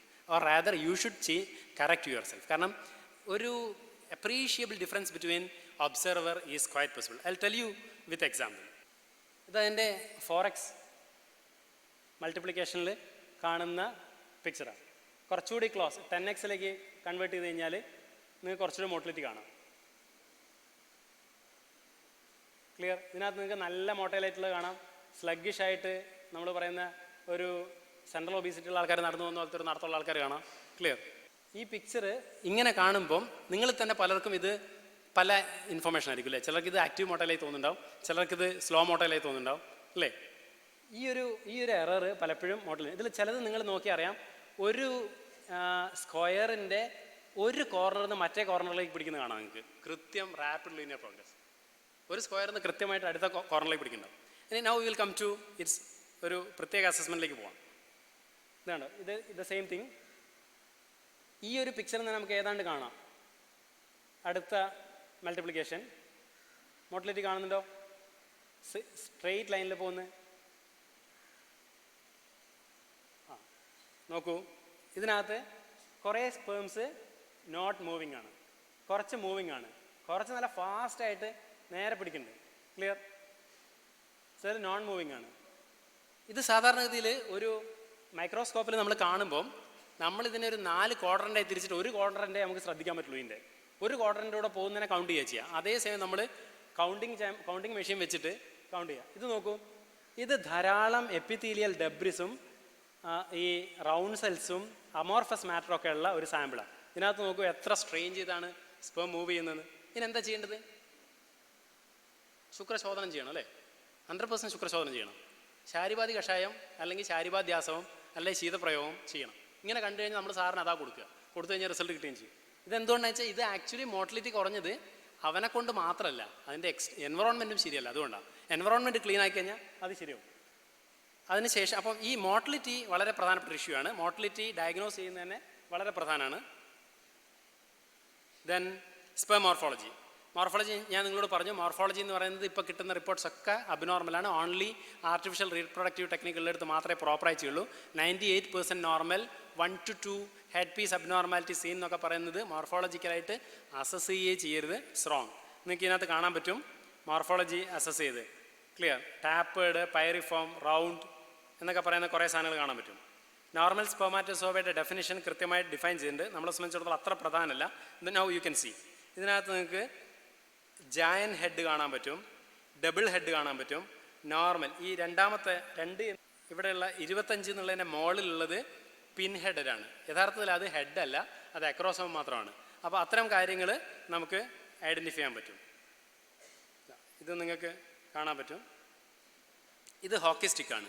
ഇത് ശരിക്കും ഇത് സ്റ്റെയിൻ ചെയ്തതും കൂടിയാണ്. ഇത് ഹോക്കി സ്റ്റിക്ക് അബ്നോർമാലിറ്റിയാണ്. എന്ന് പറഞ്ഞാൽ ഫ്ലജലം ഈസ് അറ്റാച്ച്ഡ് 90 ഡിഗ്രിയിലാണ് അറ്റാച്ച് ചെയ്തിരിക്കുന്നത്. അങ്ങനെ അറ്റാച്ച് ചെയ്ത് കഴിഞ്ഞാൽ എപ്പോഴും ഇവരെ അവിടെ കിടന്ന് വട്ടം കറങ്ങിയുള്ളൂ. അത് ഓർത്തിരിക്കണം. ക്ലിയർ. അപ്പം ഇറ്റ്സ് എക്സ്പ്ലെയിൻ ദാറ്റ് ഇപ്പോൾ 1987 WHO 50% നോർമൽ മോർഫോളജി ഞാൻ പറഞ്ഞിരുന്നത്. അത് 92 ആയപ്പോൾ 30% നോർമലായി. ഇപ്പം ഏറ്റവും സ്ട്രിക്റ്റ് ക്രൈറ്റീരിയ 1999 14% നോർമൽ. ഇപ്പോൾ അത് 4% നോർമലാണെങ്കിൽ തന്നെ നോർമൽ എന്നാണ് പറഞ്ഞുകൊണ്ടിരിക്കുന്നത്. ടെറാട്ടോസൂസ്പെർമിയയുടെ ഇൻഡെക്സുകൾ മോഡേൺ നല്ല ടെക്സ്റ്റ് ബുക്കുകളിൽ കാണാൻ പറ്റും. ഇതൊരു മേജർ ഇഷ്യൂ ആണ്. അലോപ്പതിക്കാർക്ക് പ്രത്യേകിച്ച് ഒന്നും ചെയ്യാൻ പറ്റാത്ത നമുക്ക് ഇടപെടാവുന്ന ഒരു ഏരിയയാണിത്. ടെറാട്ടോസൂസ്പെർമിയയിൽ മോഡേണിൽ റിസൾട്ട് കിട്ടുക വലിയ ബുദ്ധിമുട്ടാണ്. If you do a classical ശോധന you will get wonderful result. ഒരു ക്ലാസിക്കൽ ശോധനവും രസായനവും അവരെ വാചീകരണ പ്രയോഗം ചെയ്താൽ റിസൾട്ട് കിട്ടുന്നൊരു സാധനമാണ്. കാരണം ഇതൊരു ജനറ്റിക് ഡിഫക്റ്റ് പോലെ തന്നെ ഡീൽ ചെയ്യേണ്ടതാണ്. ഇതല്ലാതെ ഇമ്പോർട്ടൻ്റ് ആയിട്ടുള്ളത് അഗ്ലൂട്ടിനേഷൻ, ഇമ്മൊബിലൈസേഷൻ, അഗ്രിഗേഷൻ. ഇത് പൊതുവേ നോർമൽ സെമനോഗ്രാമിൽ മെൻഷൻ ചെയ്യാറില്ല. This is also important. Agglutination എന്ന് പറഞ്ഞാൽ നമ്മൾ സാധാരണ RBC ഒക്കെ ക്ലംബ് ചെയ്യും പോലെ തന്നെ സെമൻ അങ്ങോട്ടും ഇങ്ങോട്ടും സ്പേം അങ്ങോട്ടും ഇങ്ങോട്ടും ക്ലംബ് ചെയ്യുന്നതാണ്. Agglutination is actually an intrinsic immunological problem. ഒരു സ്പേമിന് വേറൊരു സ്പേമിനെ കണ്ടുകൂടാന്നാണ് പറഞ്ഞതിൻ്റെ അർത്ഥം. There is some immunological what's called difference between 2 sperms. അതൊരു വാതരക്തത്തിൻ്റെ ലൈനിൽ ട്രീറ്റ് ചെയ്താൽ റിസൾട്ട് കിട്ടാറുണ്ട്. ഗുഡൂജിയാണ് പലപ്പോഴും നല്ല റിസൾട്ടായി കിട്ടുന്ന സാധനം. ആമലകി, ഗുഡൂജി പോലുള്ള സാധനങ്ങളാണ് നല്ല റിസൾട്ട് കിട്ടാറുള്ളത്. ഈ ഇൻട്രിൻസിക് ഡിഫക്റ്റ് എന്ന് പറഞ്ഞാൽ അത് ശരിക്കും പറഞ്ഞാൽ ഇമ്മ്യൂണോളജിക്കൽ ഡിഫക്റ്റ് കൊണ്ട് സ്പേം ക്ലബ് ചെയ്യുന്നതാണ്. Auto agglutination head to head ആവാം, ടെയിൽ ടു ടെയിൽ ആവാം, മിക്സഡ് അഗ്ലൂട്ടിനേഷൻ ആവാം, ഇങ്ങനെയൊക്കെ നോൺ സ്പെസിഫിക് അഗ്ലൂട്ടിനേഷൻ ആവാം. ഇങ്ങനെയൊക്കെ ആയാൽ നിങ്ങൾ പിക്ചർ എടുത്ത് ഒരു 15 മിനിറ്റ് കഴിഞ്ഞിട്ട് നമ്മുടെ സാമ്പിൾ നോക്കുമ്പോൾ സാമ്പിളിനകത്ത് ചെമ്പരത്തി പൂവൊക്കെ കാണാൻ പറ്റും കൃത്യമായിട്ട്. നല്ല ഭംഗിയായിട്ട് ഇങ്ങനെ ബ്യൂട്ടിഫുള്ളായിട്ട് മാലയായിട്ട് അറേഞ്ച് ചെയ്ത് വെച്ചിട്ടുണ്ടാവും. ഇങ്ങനെയൊക്കെ കണ്ടു കഴിഞ്ഞാൽ ഇതിനകത്ത് കൗണ്ട് കൂട്ടാനോ മോർട്ടലിറ്റി കൂട്ടാനോ ഒന്നും ചെയ്യേണ്ട. ശോധന ചികിത്സ ചെയ്യുക. അതോടൊപ്പം ഗുഡൂജി പോലുള്ള വാതരക്തഹരമായിട്ടിരിക്കുന്ന ഇമ്മ്യൂണോളജിക്കൽ പലപ്പോഴും ഈ പ്രശ്നമുള്ള പേഷ്യൻസിൽ ഇതേപോലെ തന്നെ ഒരു റിക്കറൻറ്റ് റെസ്പിറേറ്ററി ഇൻഫെക്ഷൻ കാണാറുണ്ട്. ഇത്തരം പ്രശ്നമുള്ള പേഷ്യൻസിൽ അഗ്ലൂട്ടിനേഷനുള്ള പേഷ്യൻ്റെ ഒരു കോമൺ ഫീച്ചറാണ് റിക്കറൻറ്റ് റെസ്പിറേറ്ററി ഇൻഫെക്ഷൻ. ചിലപ്പം നമ്മുടെ സാധേൻ സാറ് പറഞ്ഞ വ്യോഷാദി പടമൊക്കെ അവിടെ ആയിരിക്കും വർക്ക് ചെയ്യുന്നത്. കാരണം ഞാൻ സാറ് പറഞ്ഞതെന്ന് റീഡിങ് ഔട്ട് ഓഫ് ലൈൻസ് എന്ന് പറഞ്ഞാൽ ഞാൻ കുറേ സാധനങ്ങൾ പഠിച്ചിട്ടുണ്ട്. കാരണം സാറ് പറയുന്നത് ചില ക്ലൂ പോയിൻറ്റ്സാണ്, സത്യമായിട്ട് പ്രാക്ടീസ് ചെയ്യുന്ന സാധനം തന്നെയായിരിക്കും. പക്ഷേ എന്താ വെച്ചാൽ അത് എവിടെ കൊടുക്കണം എന്നുള്ള അറിയണമെങ്കിൽ നിങ്ങളൊന്ന് പോയിട്ട് കൃത്യമായിട്ട് അനാട്ടമിയും ഫിസിയോളജിയും ഇൻഫെർട്ടിലിറ്റിയും വായിച്ചു നോക്കണം, നിർബന്ധം. ക്ലിയർ. അപ്പം ഇത് പ്രധാനമാണ്. Fructose, hypo osmotic swelling, sperm cervical mucus interaction test, post coital test എന്നൊക്കെ പറഞ്ഞ് കുറച്ച് ടെസ്റ്റ് ഉണ്ട്. ഇത് sperm cervical mucus interaction test ഞങ്ങൾ ചെയ്യാറുണ്ട്. എന്ന് പറഞ്ഞാൽ മെയിൽ സാമ്പിൾ എടുത്ത് നോക്കി, wonderful, no problem, absolute good mortality, everything okay. Female cervical mucus എടുത്ത് എക്സാം ചെയ്തു, spinnbarkeit positive, everything excellent, ഒരു പ്രോബ്ലം ഇല്ല എന്ന് മനസ്സിലായി. അപ്പോൾ പിന്നെ എന്താ പ്രശ്നം എന്നറിയാൻ when this two meets if there is any abnormality എന്നറിയാൻ നമ്മൾ എന്ത് ചെയ്യും? പുറമെ കുറച്ച് ഒരു സെർവൈക്കൽ മ്യൂക്കസ് ഓവുലേഷൻ ഡേയിൽ സെർവൈക്കൽ മ്യൂക്കസ് കളക്ട് ചെയ്തിട്ട് ഒരു ഡ്രോപ്പ് എടുത്ത് ഒരു ടെസ്റ്റ് ഒരു സ്ലൈഡിൽ വെക്കും. എന്നിട്ട് അതിന് നമ്മൾ ഒരു ഡ്രോപ്പ് സെമൻ അതിൻ്റെ സൈഡിൽ ജസ്റ്റ് മീറ്റ് ചെയ്യുന്ന പോലെ വയ്ക്കും. എന്നിട്ട് visualise it on the microscope. മൈക്രോസ്കോപ്പിൽ വെച്ചാലുണ്ടാവും ഈ ഇന്ത്യയിലേക്ക് നുഴഞ്ഞേറിയ പാകിസ്ഥാനക്കാരെ പോലെ ചിലരിങ്ങനെ ഇടിച്ച് കയറുന്നുണ്ടാവും. ക്ലിയർ. ഇടിച്ച് കയറുന്നുണ്ടെങ്കിൽ കൃത്യമായിട്ട് മനസ്സിലാക്കണം. മനസ്സിലായില്ലേ? ഇടിച്ച് കയറുന്നുണ്ടെങ്കിൽ ഹോസ്റ്റലിലാണെന്നല്ല മനസ്സിലാക്കേണ്ടത്. പാകിസ്ഥാൻ്റെ എക്സാമ്പിൾ ഇവിടെ എടുക്കണ്ട. ദേ ആർ വെരി ഫേവറബിളാണ്. സർവൈക്കൽ മ്യൂക്കസ് ഫേവറബിളാണ് പറയാം. പക്ഷേ ചിലപ്പോൾ എന്തുണ്ടാവും, അങ്ങോട്ട് പോയ സാധനം അതേപോലെ ഈ റബ്ബർ ബോൾ തട്ടി തിരിച്ചു വരും പോലെ തിരിച്ചു വരുന്നുണ്ടാവും. അങ്ങനെ വന്നു കഴിഞ്ഞാൽ കൃത്യമായിട്ട് സ്പേം സർവൈക്കൽ മ്യൂക്കസ് ഇൻട്രാക്ഷൻ നല്ലതല്ല എന്ന് മനസ്സിലാക്കണം. ആരെയാണ് ട്രീറ്റ് ചെയ്യേണ്ടത്? അലോപ്പതിക്കാർ ചെയ്യുന്നതെന്ന് വെച്ചാൽ കോണ്ടം മെത്തേഡ് കൊണ്ട് കുറേ കാലം സെക്ഷൽ ആക്ട് പ്രൊഹിബിറ്റ് ചെയ്യുക.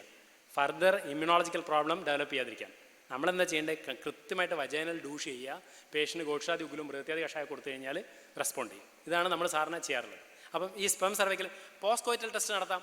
ആഫ്റ്റർ സെക്ഷൽ ആക്ട്, തലേന്ന് സെക്ഷൽ ആക്ട് ചെയ്തിട്ട് പിറ്റേന്ന് ഒരു 8 മണിക്കൂറിന് ശേഷം എഗെയിൻ സർവൈക്കൽ മ്യൂക്കസ് എടുത്ത് എക്സാം ചെയ്ത് നോക്കിയാൽ whether after 6 hours semen is live എന്നുള്ളത് മനസ്സിലാക്കാൻ പറ്റും. അപ്പം ഇങ്ങനെയൊക്കെ ചെയ്ത് നമ്മൾ സെമനോഗ്രാമിൽ what are the impressions? It may be azoospermia, it may be oligospermia, it may be asthenospermia, teratozoospermia, pyospermia, hyperviscosity, autoagglutination, delayed liquefaction time. ഇതാണ് common diagnosis. Clear? Azoospermia no count at all. Oligospermia extreme low count, less than 5 million.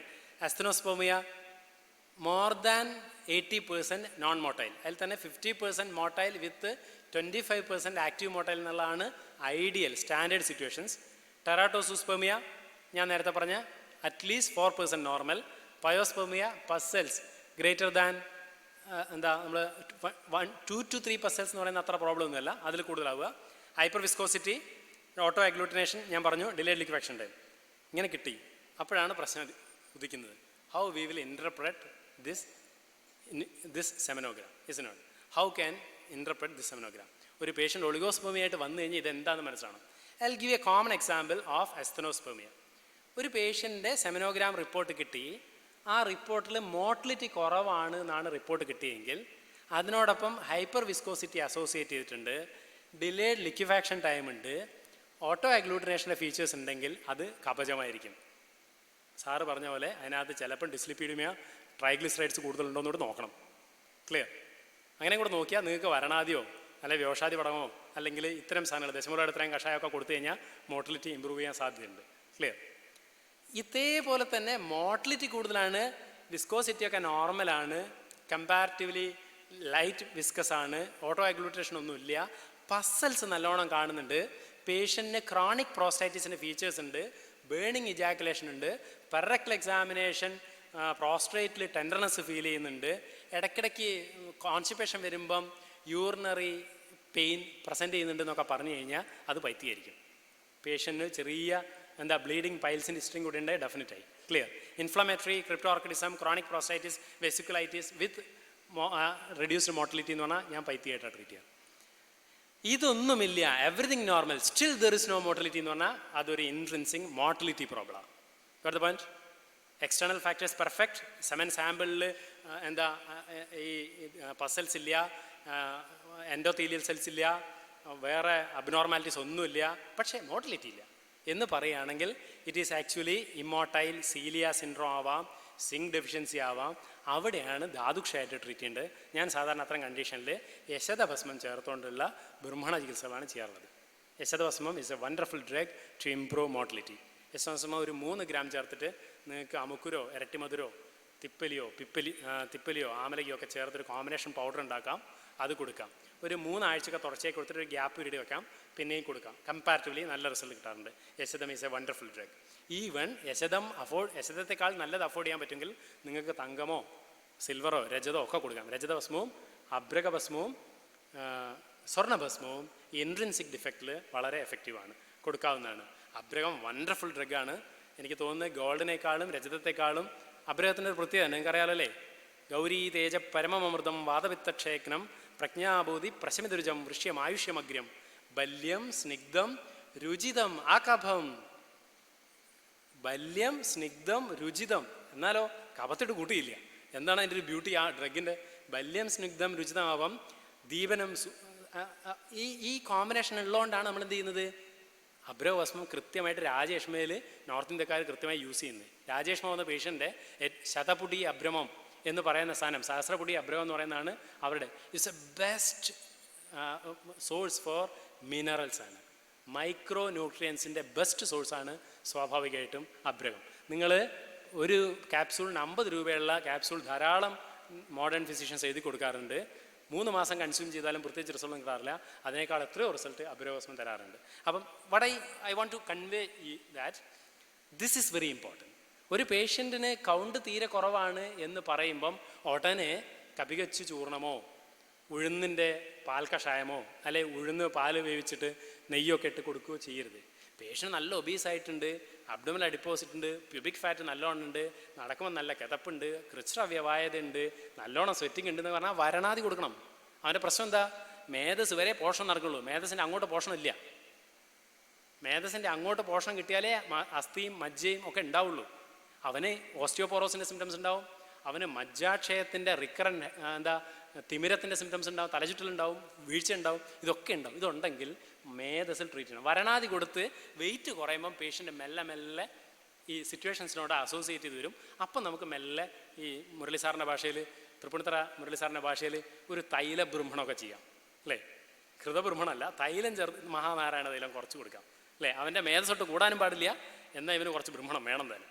Mahanarayana തൈലം, വിഷ്ണു തൈലം എന്നൊക്കെ പറഞ്ഞ സാധനങ്ങളൊക്കെ എടുത്ത് ഉപയോഗിക്കാം. അപ്പോൾ ഇതാണ് അതിൻ്റെ principle. So I never diagnose asthenospermia one drug അല്ലെങ്കിൽ ഒളിഗോസ്പെർമിയ വൺ ഡ്രഗ്, അങ്ങനെ ചെയ്യാറില്ല. അപ്പം ഞാൻ പറഞ്ഞതിൻ്റെ ഒരു തീം നിങ്ങൾക്ക് ഏതാണ്ട് മനസ്സിലായിട്ടുണ്ടെന്ന് എനിക്ക് തോന്നുന്നു. ഇത് നിങ്ങൾ നിങ്ങളുടെ പ്രാക്ടീസിൽ യൂസ് ചെയ്യേണ്ട ഒരു സാധനമാണ്. പേഷ്യൻ്റെ പ്രകൃതിയൊക്കെ ഇതിൽ പ്രധാനമാണ്. ഓക്കെ, ഇതല്ലാതെ ഫേനിലം അവസാദി എന്ന് പറഞ്ഞിട്ട് 2 ശുക്ല സാമ്പിളുണ്ട്. ഫേനിലം ഞാൻ എക്സ്പ്ലെയിൻ ചെയ്തു നിങ്ങളോട് എങ്ങനെയാണ് ഫാനം ഫോം ചെയ്യുന്നതാണ് നോക്കേണ്ടത്.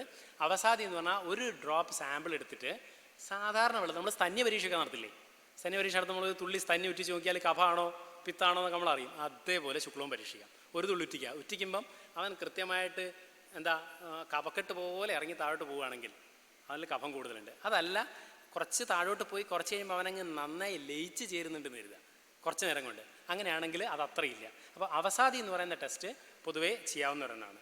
ഇതൊക്കെ സാധാരണഗതിയിൽ ഇൻസ്റ്റിറ്റ്യൂഷൻസിൽ കൃത്യമായിട്ട് ചെയ്യാം, യാതൊരു സംശയമില്ല. നൗ അപ്പോൾ എന്ത് ചെയ്തു? പേഷ്യൻറ്റിനെ കിട്ടി, മുമ്പിലിരുന്നു, കേസ് എടുത്തു, ഹിസ്റ്ററി എടുത്തു, 7 അനാലിസിസ് ചെയ്തു, എല്ലാം കൊണ്ടുവന്നു. അപ്പോൾ കിട്ടിയ റിപ്പോർട്ട് അസൂസ്പെർമിയ. പേഷ്യൻ്റ് നല്ല വളരെ ഹാൻഡ്സമായിട്ടൊരു പേഷ്യൻ്റ് മുമ്പിൽ വന്നിരിക്കുന്നു, പക്ഷേ അസൂസ്പെർമിയാണ്. What is next? Endocrine evaluation ചെയ്യണം. എൻഡോക്രൈൻ നിങ്ങൾക്കറിയാം, ഹൈപ്പോതലാമസ് അറിയാം, പിറ്റ്യൂട്ടറി അറിയാം, Leydig cells, Sertoli cells, germ cells, gonadotrophic releasing hormone, luteinising hormone, FSH, sperms അറിയാലോ. ലുട്ടിനൈസിങ് ഹോർമോൺ ഇൻറ്റർസ്റ്റീഷ്യൽ സെൽസിൽ വർക്ക് ചെയ്യുന്നു, സ്വാഭാവികമായിട്ടും ടെസ്റ്റോസ്റ്ററോൺ സെക്രീറ്റ് ചെയ്യുന്നു. FSH സ്വാഭാവികമായിട്ട് ജെം സെൽസിൽ വർക്ക് ചെയ്യുന്നു, സ്വാഭാവികമായിട്ടും സ്പേമിനെ പ്രൊഡ്യൂസ് ചെയ്യുന്നു. അപ്പം ഇത് വെച്ച് നമുക്കൊരു അസസ്മെൻറ്റ് ചെയ്യാം. ഇതിന് ഒരു നെഗറ്റീവ് ഫീഡ്ബാക്ക് ഉണ്ട്.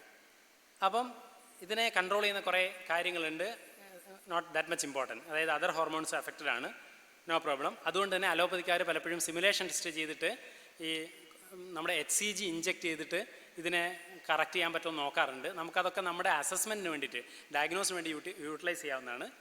വെരി സിൻസിയർലി ഇത്രയും കാര്യങ്ങൾ കൃത്യമായിട്ട് അറിഞ്ഞിരുന്നാൽ മതി. ഹൈപ്പോതലാമസ് അപ്പം നോക്കൂ, ഹൈപ്പോതലാമസ് ഗൊണാഡോട്രോഫിക് റിലീസിങ് ഹോർമോൺ സെക്രീറ്റ് ചെയ്യുന്നു.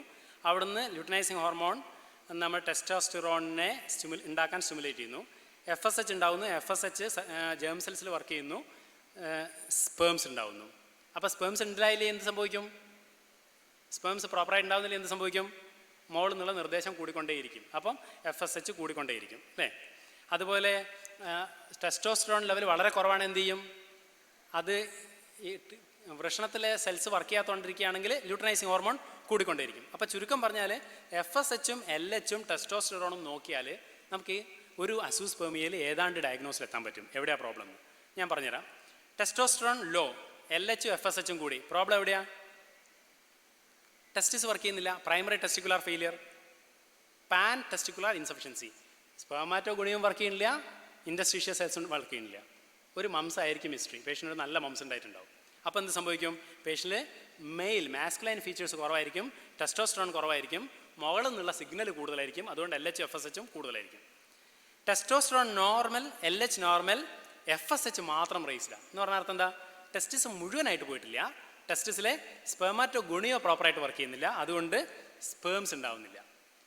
ഇത് തന്നെ നമ്മൾ testosterone low, luteinising hormone low, FSH low എന്ന് പറഞ്ഞാൽ എന്താ? ഹൈപ്പോഗൊണാഡോട്രോഫിക് ഹൈപ്പോഗൊണാഡിസ.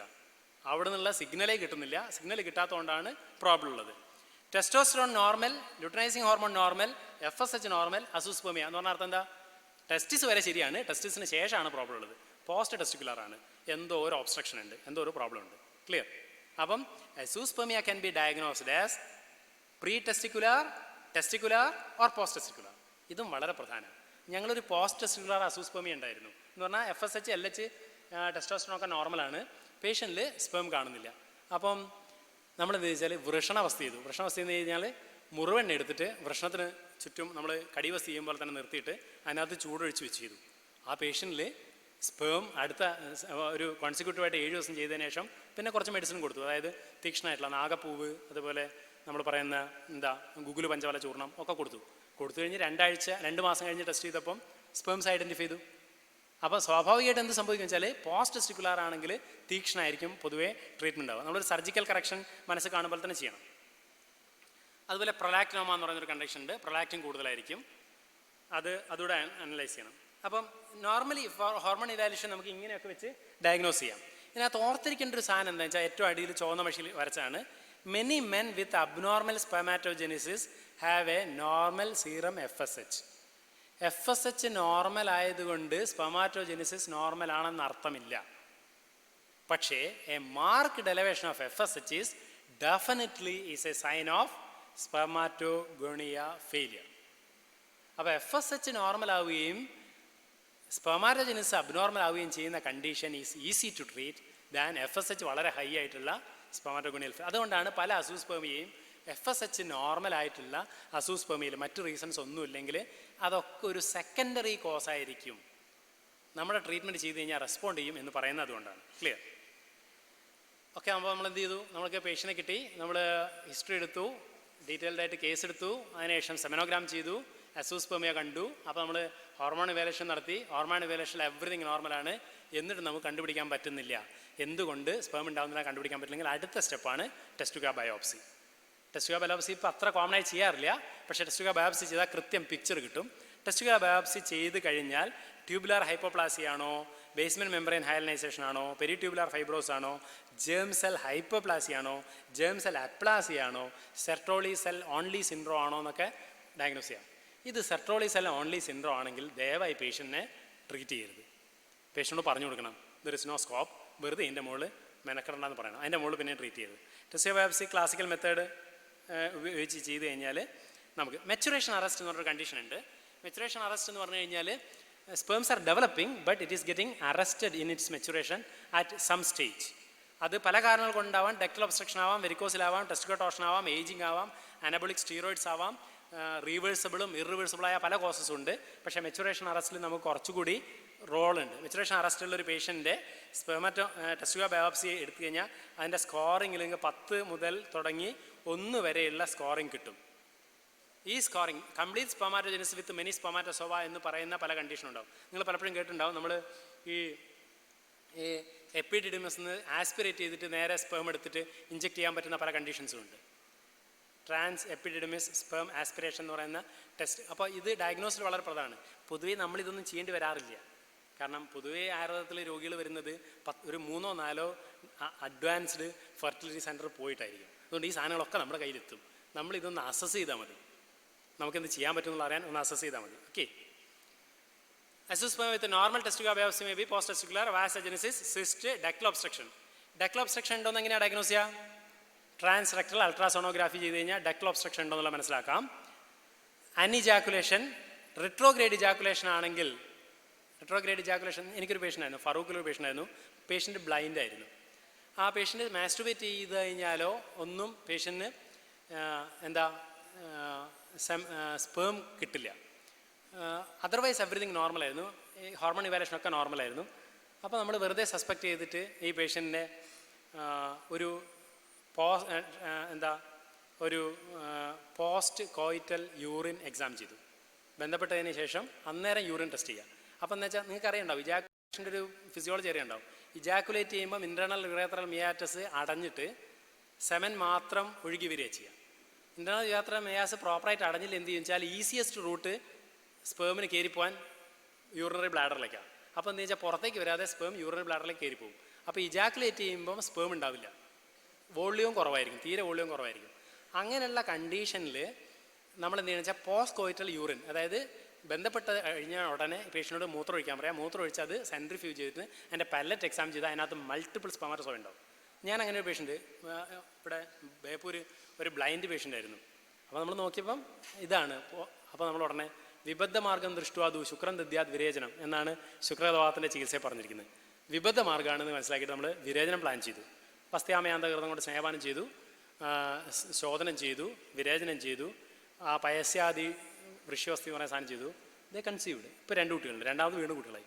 ഒന്നും ചെയ്തില്ല. ശരിക്കും പറഞ്ഞാൽ പ്രിൻസിപ്പിൾ അഡോപ്റ്റ് ചെയ്ത്. കാരണം വിബദ്ധമാർഗ്ഗം ദൃഷ്ടുവാദു ശുക്രൻ ദദ്യാത് വിരേചനം എന്ന് പറയുന്നതായിരുന്നു പ്രിൻസിപ്പിൾ. ഓക്കെ.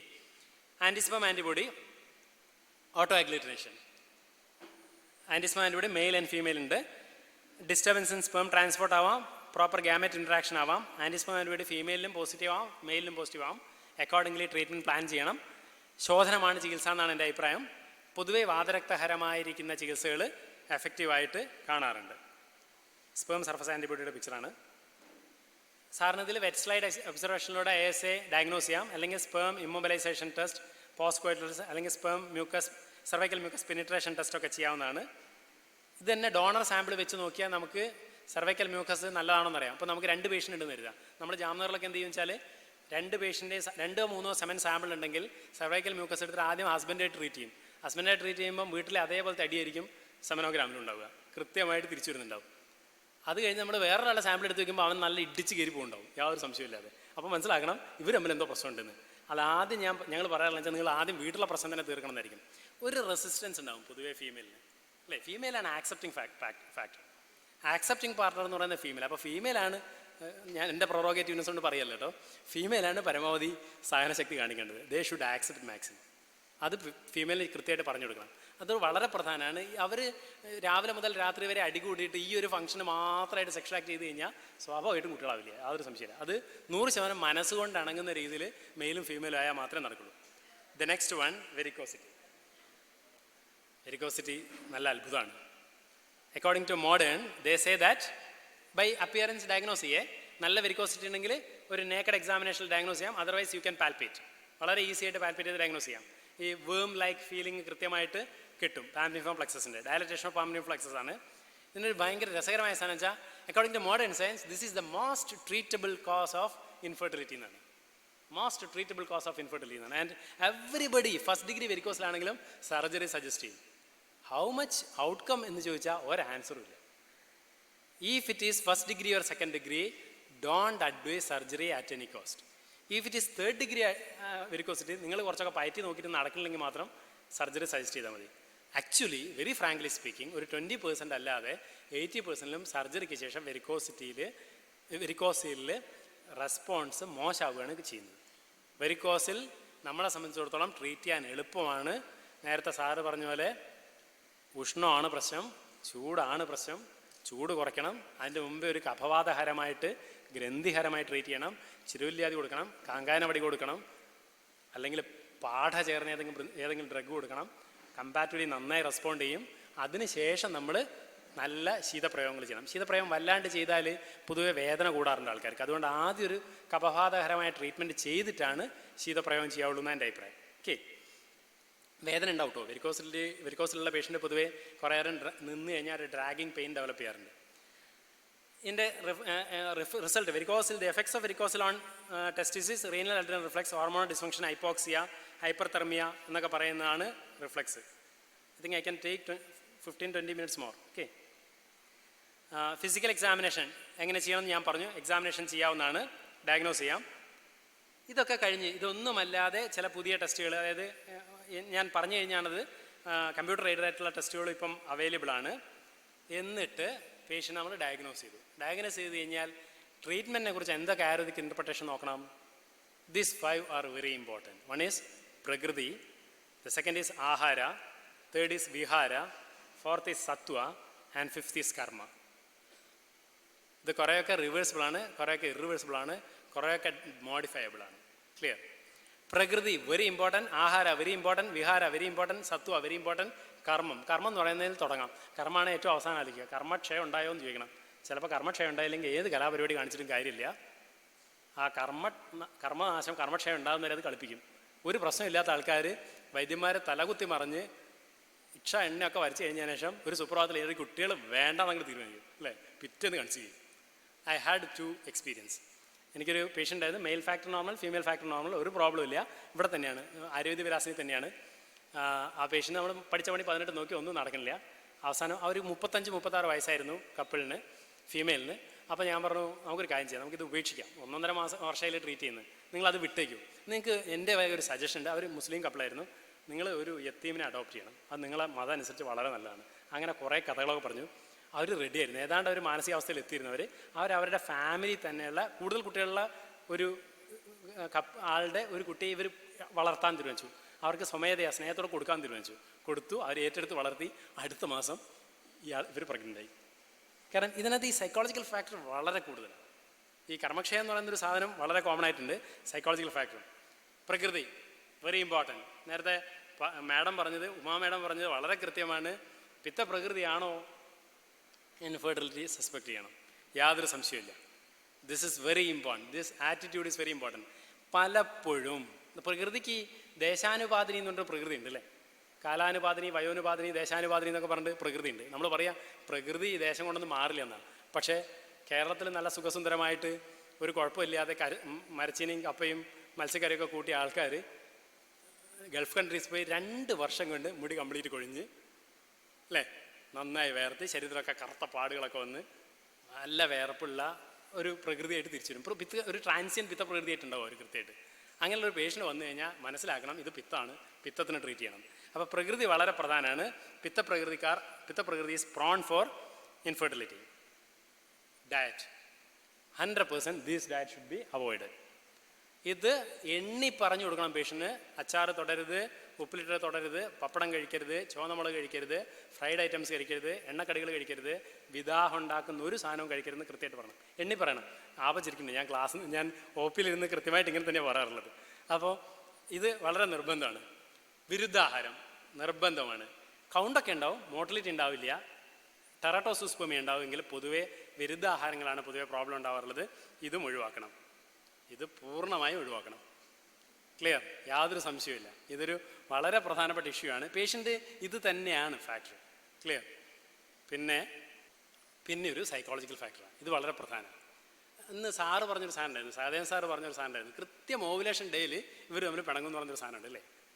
ഓവുലേഷൻ ഡേയിൽ എന്തെങ്കിലും ഇഷ്യൂ ഉണ്ടായിട്ടുണ്ടാവും, യാതൊരു സംശയമില്ല. സാർ അന്ന് തന്നെ എന്തൊരു പ്രശ്നം ഉണ്ടായി, അന്ന് ബന്ധപ്പെടാൻ പറ്റില്ല പറയും.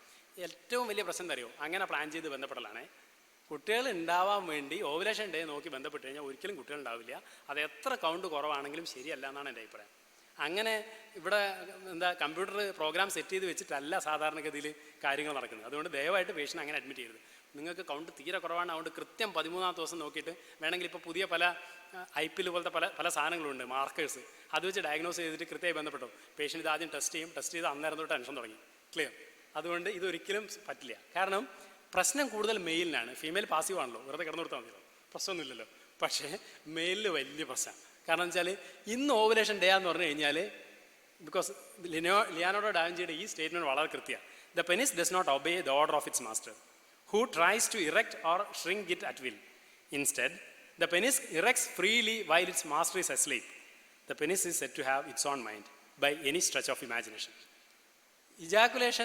ഇറക്ഷൻ ഇല്ലാത്തൊരു പേഷ്യൻ്റ് പറയും, സാറേ രാവിലെ എണീക്കുമ്പം മൂത്രം ഒഴിക്കാൻ മുട്ടുമ്പം നൊക്ടൈനൽ പിനൈൽ ടുമിസൻസ് NPT കൃത്യമായിട്ട് പോസിറ്റീവാണ്, പക്ഷേ ഒരാവശ്യമുള്ളപ്പം കാര്യം നടക്കില്ല പറയും. ഇത് കൃത്യമാണ്. അപ്പം ഈ ഒരു പ്ലാൻ സെക്ഷൽ സൈക്കോളജിക്കൽ ഫാക്ടേഴ്സ് വളരെ കൃത്യമായി കറക്റ്റ് ചെയ്യണം.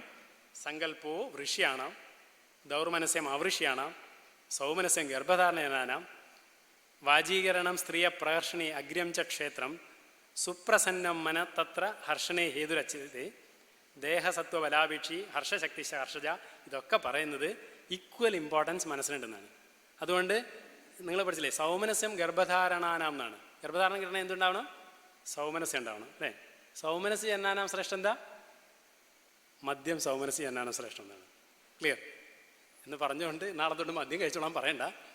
ഈ ആറ്റിറ്റ്യൂഡ് തീരെ ശരിയല്ല. ഇതൊക്കെ വളരെ കൃത്യമായിട്ട് പേഷ്യനോട് പറഞ്ഞു കൊടുക്കണം. This is very important. ഈ ആറ്റിറ്റ്യൂഡ് ശരിയല്ല, അതുപോലെ ഇതും ശരിയല്ല. പലർക്കും ബൃഹത് ശരീരഹ ബലിനഹ സന്ധി നാരിഷു ദുർബലഹ എന്നാണ്. ഇതും വളരെ പ്രധാനമാണ്. ഇത് പലപ്പോഴും നമ്മൾ കാണാറുള്ളതാണ്. പേഷ്യൻ്റെ sexual dysfunctions, faulty sexual practices എന്നൊക്കെ പറയുന്നത് വളരെ കൃത്യമായിട്ട് കറക്റ്റ് ചെയ്യേണ്ട ഒരു കാര്യമാണ്. ഇനി IPD ലെവലിൽ എങ്ങനെയാണ് നമ്മൾ സാധാരണ അതിൽ ഇൻഫെർട്ടിലിറ്റി മാനേജ് ചെയ്യേണ്ടതാണ്. Rasayana and vajikarana never perform in non purified individual എന്നാണ്. അതൊരു ക്ലാസിക്കൽ റൂളാണ് ആയുർവേദത്തിൽ, അല്ലേ? ശുദ്ധി ചെയ്യാതെ രസായനവും വാജീകരണവും ചെയ്യരുതെന്നാണ്. ശോധനം മാൻഡേറ്ററി ആണ്. ഒന്നും ചെയ്യാൻ പറ്റില്ലെങ്കിൽ പേഷ്യൻറ്റിനെ ട്രീറ്റ് ചെയ്താൽ ആദ്യം ഒരു മിനിമം വിരേചനെങ്കിലും ചെയ്യണം. അല്ലെങ്കിൽ റിക്കറൻ്റായിട്ട് കല്യാണകുളം പോലുള്ള സാധനങ്ങൾ കൊടുത്ത് ഒരു റിക്കറൻറ്റ് വിരേചനവും കൊടുത്തുകൊണ്ടിരിക്കാം. ഇത് നിർബന്ധമാണ്. ക്ലാസിക്കലായിട്ടാണ് നിങ്ങൾ ചെയ്യുന്നത്. പ്രത്യേകിച്ചും ധാരാളം ട്രീറ്റ്മെൻറ്റ് കഴിഞ്ഞു, പല പ്രാവശ്യം ഹോർമോണൽ സ്റ്റിമുലേഷനൊക്കെ കഴിഞ്ഞു, 2-3 പ്രാവശ്യം ആർട്ടിഫിഷ്യൽ റീപ്രൊഡക്റ്റീവ് ടെക്നിക്കൊക്കെ ചെയ്ത പേഷ്യൻ്റ് ആണെങ്കിൽ മാൻഡേറ്ററി ആയിട്ട് അഡ്മിറ്റ് ചെയ്യണം. അഡ്മിറ്റ് ചെയ്തിട്ട് പേഷ്യൻറ്റിന് സിമ്പിളായിട്ട് സ്നേഹപാനവും വമനവും വിരേചനവും ഒക്കെ ചെയ്യണം. ആ വിരേചനത്തിനകത്ത് സ്നേഹപാനം ക്ലാസിക്കൽ സ്നേഹപാനായിരിക്കണം, ഹയർ ഡോസ് സ്നേഹപാനായിരിക്കണം, ശുക്രധാതു വരെ മരുന്നെത്തിക്കണം. 300-400 ഒക്കെ ലാസ്റ്റ് ഡേ കുടിക്കാൻ പറ്റുന്ന രീതിയിൽ പേഷ്യൻറ്റിനെ പ്രിപ്പയർ ചെയ്യണം. കോഷ്ടം പെർമിറ്റ് ചെയ്യുമെങ്കിൽ 5 ശോധനങ്ങളും ചെയ്യണം. നസ്യമടക്കമുള്ള 5 ശോധനകളും ചെയ്യണം. രക്തമോഷണവും ചെയ്യണം, വമനം ചെയ്യണം, അതിനുശേഷം വിരേചനം ചെയ്യണം, വസ്തി ചെയ്യണം.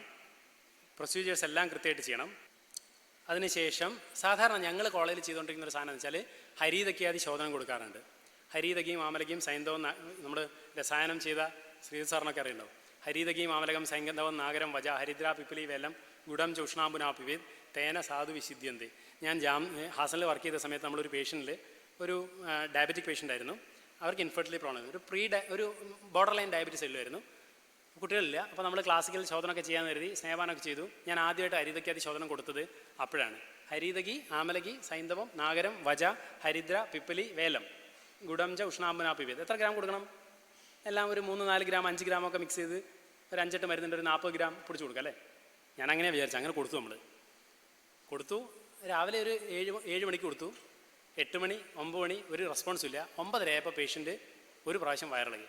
പിന്നെ വോമിറ്റ് ചെയ്യാൻ തുടങ്ങി. പിന്നെ വോമിറ്റിങ്ങും ഡയറിയും കൺട്രോൾ ഇല്ലാതെ വന്നു. 12:30-1 മണിയായപ്പം പേഷ്യൻറ്റ് അപ്പിടുക ഛർദ്ദിക്കുക, അപ്പിടുക ഛർദ്ദിക്കുക, അപ്പിടുക ഛർദ്ദിക്കുക. ഇത് തന്നെയായിരുന്നു സംഭവം. ഒരു 15-20 പ്രാവശ്യമായപ്പോൾ പേഷ്യൻറ്റ് ഫെഡപ്പായി.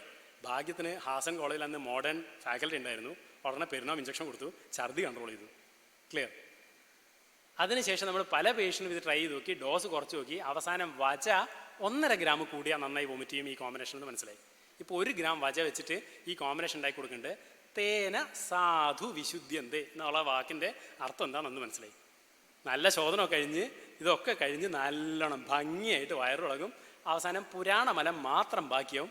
അതിന് പിന്നെ യവാനവും കൂടെ കൊടുക്കണം. ഇപ്പം ഞങ്ങൾ കോളേജിൽ ചെയ്യുന്ന എല്ലാ രസായനങ്ങളിലും വാജീകരണങ്ങളിലും ഇത് ഫോളോ ചെയ്യാറുണ്ട്. രസായനം അത്ര ക്ലാസിക്കലൊന്നുമല്ല, IPDയിൽ അഡ്മിറ്റ് ചെയ്തിട്ടാണ് ചെയ്യാറുള്ളത്. ബല്ലാതകം 500 വരെ കൊടുക്കാറുണ്ട് പലപ്പോഴും പേഷ്യൻറ്റിന്. 500 ബല്ലാതകം വരെ കഴിക്കാറുണ്ട്. അപ്പം ഈ ഉഭയദോശോധനം എന്ന് പറയുന്നതിൽ ഇതിൻ്റെ റോള് നല്ലതാണ്. കോഷ്യസ് ആയിരിക്കണം എന്നേ ഉള്ളൂ. ആയുർവേദിക് മാനേജ്മെൻറ്റ് എന്താ ട്രീറ്റ്മെൻറ്റ് കൊടുക്കുക? Single drug. നമ്മുടെ മനസ്സിൽ എപ്പോഴും കപികച്ചുവാണ്, അല്ലേ? കപികച്ചു, അശ്വഗന്ധ, ശതാവരി, വരാഹി ഗന്ധം മാർക്കറ്റിൽ ഇഷ്ടംപോലെ സിംഗിൾ ഡ്രഗ്സ് ആയിട്ടും കോമ്പിനേഷൻസ് ആയിട്ടും അവൈലബിൾ ആണ്. My question is whether always വൃഷ്യ drugs, whether always ashwagandha, whether always കോകിലാക്ഷബീജ. But I feel that above all these lifestyle modification is very important. അതുകൊണ്ട് ലൈൻ ഓഫ് മാനേജ്മെൻറ്റിൽ ശുക്രജനകം, ശുക്രപ്രവർത്തകം, ശുക്രജനകപ്രവർത്തകം, ശുക്രശോധകം, treat at the level of രസ. ഇന്ന് പലപ്പോഴും പലരും ഡയറക്റ്റായിട്ടും ഇൻഡയറക്റ്റായിട്ടും പറഞ്ഞൊരു കാര്യമുണ്ട്. ശുക്രത്തിനെ നേരെയാക്കണമെങ്കിൽ രസത്തിനെ നേരെയാക്കണം. അത് നിങ്ങൾ അറിയണ്ടാവും. സത്വസാരപുരുഷനും ശുക്രസാരപുരുഷനും ലക്ഷണങ്ങൾ 40-50% സെയിമാണ്. രസസാരപുരുഷനും സത്വസാരപുരുഷനും ലക്ഷണങ്ങൾ 40-50% സെയിമാണ്. രസദുഷ്ടി ഉണ്ടാവണമെങ്കിൽ ചിന്താനാംചാതി ചിന്തനാതൊരു കാരണമാണ്. മാനസിക ഭാവം കൊണ്ട് രസദുഷ്ടി ഉണ്ടാവും. രസദുഷ്ടി ഉണ്ടായാൽ മാനസിക രോഗം ഉണ്ടാവും. ദ്രാക്ഷാതി കഷായം മാനസിക രോഗങ്ങൾ നല്ലതാണ്. ദ്രാക്ഷാതി കഷായം ഇതിനും നല്ലതാണ്. വളരെ റിലേറ്റഡ് രസമാണ്. അതുകൊണ്ട് അറ്റ് ദ ലെവൽ ഓഫ് രസത്തിൽ ആലോചിക്കണം. ഇത് അവിടെ എത്തിക്കണമല്ലോ എന്ന് ആലോചിച്ചിട്ട് വല്ലാതെ ടെൻഷൻ അടിക്കണ്ട. അതുകൊണ്ട് ഐ ട്രീറ്റ് ഇൻഫെർട്ടിലിറ്റി വിത്ത് തിക്തരസ. ഞാൻ പേഷ്യൻസിനോട് ധാരാളം കയ്പയ്ക്കയും പടവലങ്ങയും കഴിക്കാൻ പറയാറുണ്ട്. പ്രത്യേകിച്ചും ഗൾഫിൽ നിന്ന് വന്ന പേഷ്യൻ്റാണ്. പൈത്തിക ക്യാരക്ടറിസ്റ്റിക്കാണ്, മെയിൽ ഇൻഫെർട്ടിലാണ്, നല്ലോണം കഷണ്ടി ഉണ്ട്, ഇടയ്ക്കിടയ്ക്ക് മൂത്രക്കടച്ചിൽ വരാറുണ്ട്, ബോർഡർ ലൈൻ ഡയബറ്റീസ് ഉണ്ട്, ഫ്ലക്ച്വേറ്റിംഗ് ഡയബറ്റീസ് ഉണ്ട്. ഒരു പ്രാവശ്യം 150, ഒരു പ്രാവശ്യം 80 എന്നൊക്കെ പറഞ്ഞ് മാറാറുണ്ട്. തൃഷ്ണ നല്ലോണം ഉണ്ട്, ഭ്രമമുണ്ട്, പെട്ടെന്ന് ദേഷ്യം പിടിക്കാറുണ്ട്, നല്ലോണം സ്വെറ്റ് ചെയ്യാറുണ്ട് എന്നൊക്കെ പറഞ്ഞാൽ നമ്മൾ ഈ സാധനം കൊടുക്കുക. പ്രകൃതി വളരെ ഇമ്പോർട്ടൻ്റ് ആണ്. കയ്പയ്ക്കയും പടവലങ്ങയും പ്രോബ്ലി യു ഹാവ് ഹേർഡ് പ്രായ തിക്തം, എന്താ വാതളം, അവൃഷ്യം, അന്യത്ര പടവലി നാഗരാജ് എന്നാണ് റെഫറൻസ്. പക്ഷേ കയ്പ്പയ്ക്ക കൊടുത്താലും ഒന്നും സംഭവിക്കില്ല. കയ്പുള്ള സാധനം പടവലങ്ങ, കുമ്പളങ്ങ, കോവയ്ക്ക, കയ്പ്പയ്ക്ക, വള്ളിയുമ്മലുള്ള എല്ലാ പച്ചക്കറിയും നല്ലോണം കൊടുക്കാം. ഇത് അങ്ങനത്തെ ഒരു പേഷ്യൻ്റ് ആയിരുന്നു. ഈ പേഷ്യൻ്റ് ക്രാഫ്റ്റിൽ വെച്ച് ഡയഗ്നോസ് ചെയ്താണ്. 21 മില്യൺ കൗണ്ട് ഉണ്ടായിരുന്നു. I hope you can see. Rapid progress 0, slow progress 30, non progress 32. Investigation was done on 22/8/2014. Patient നമ്മുടെ അടുത്ത് വന്നത് ഒരു മാസം കഴിഞ്ഞിട്ടാണ്. നവംബറിലാണ് വന്നത്. നവംബറിൽ വന്നപ്പോൾ ഞാൻ ഒന്നുകൂടി റിപ്പീറ്റ് സാമ്പിൾ ക്രാഫ്റ്റ് തന്നെ പോയി ചെയ്യാൻ പറഞ്ഞു.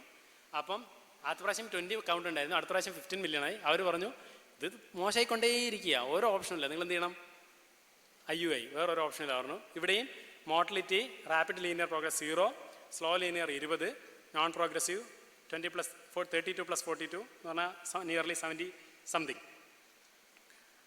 നമ്മളെന്ത് ചെയ്തു, പേഷ്യൻ്റ് അഡ്മിറ്റ് ചെയ്തു. മഹാദിക്താം കഷായം, ഗോക്ഷാദി ഉഗ്ലു, സ്പെർമോൺ എന്ന് പറയുന്നൊരു ക്യാപ്സൂള്, കല്യാണഗുളം കൊടുത്തു.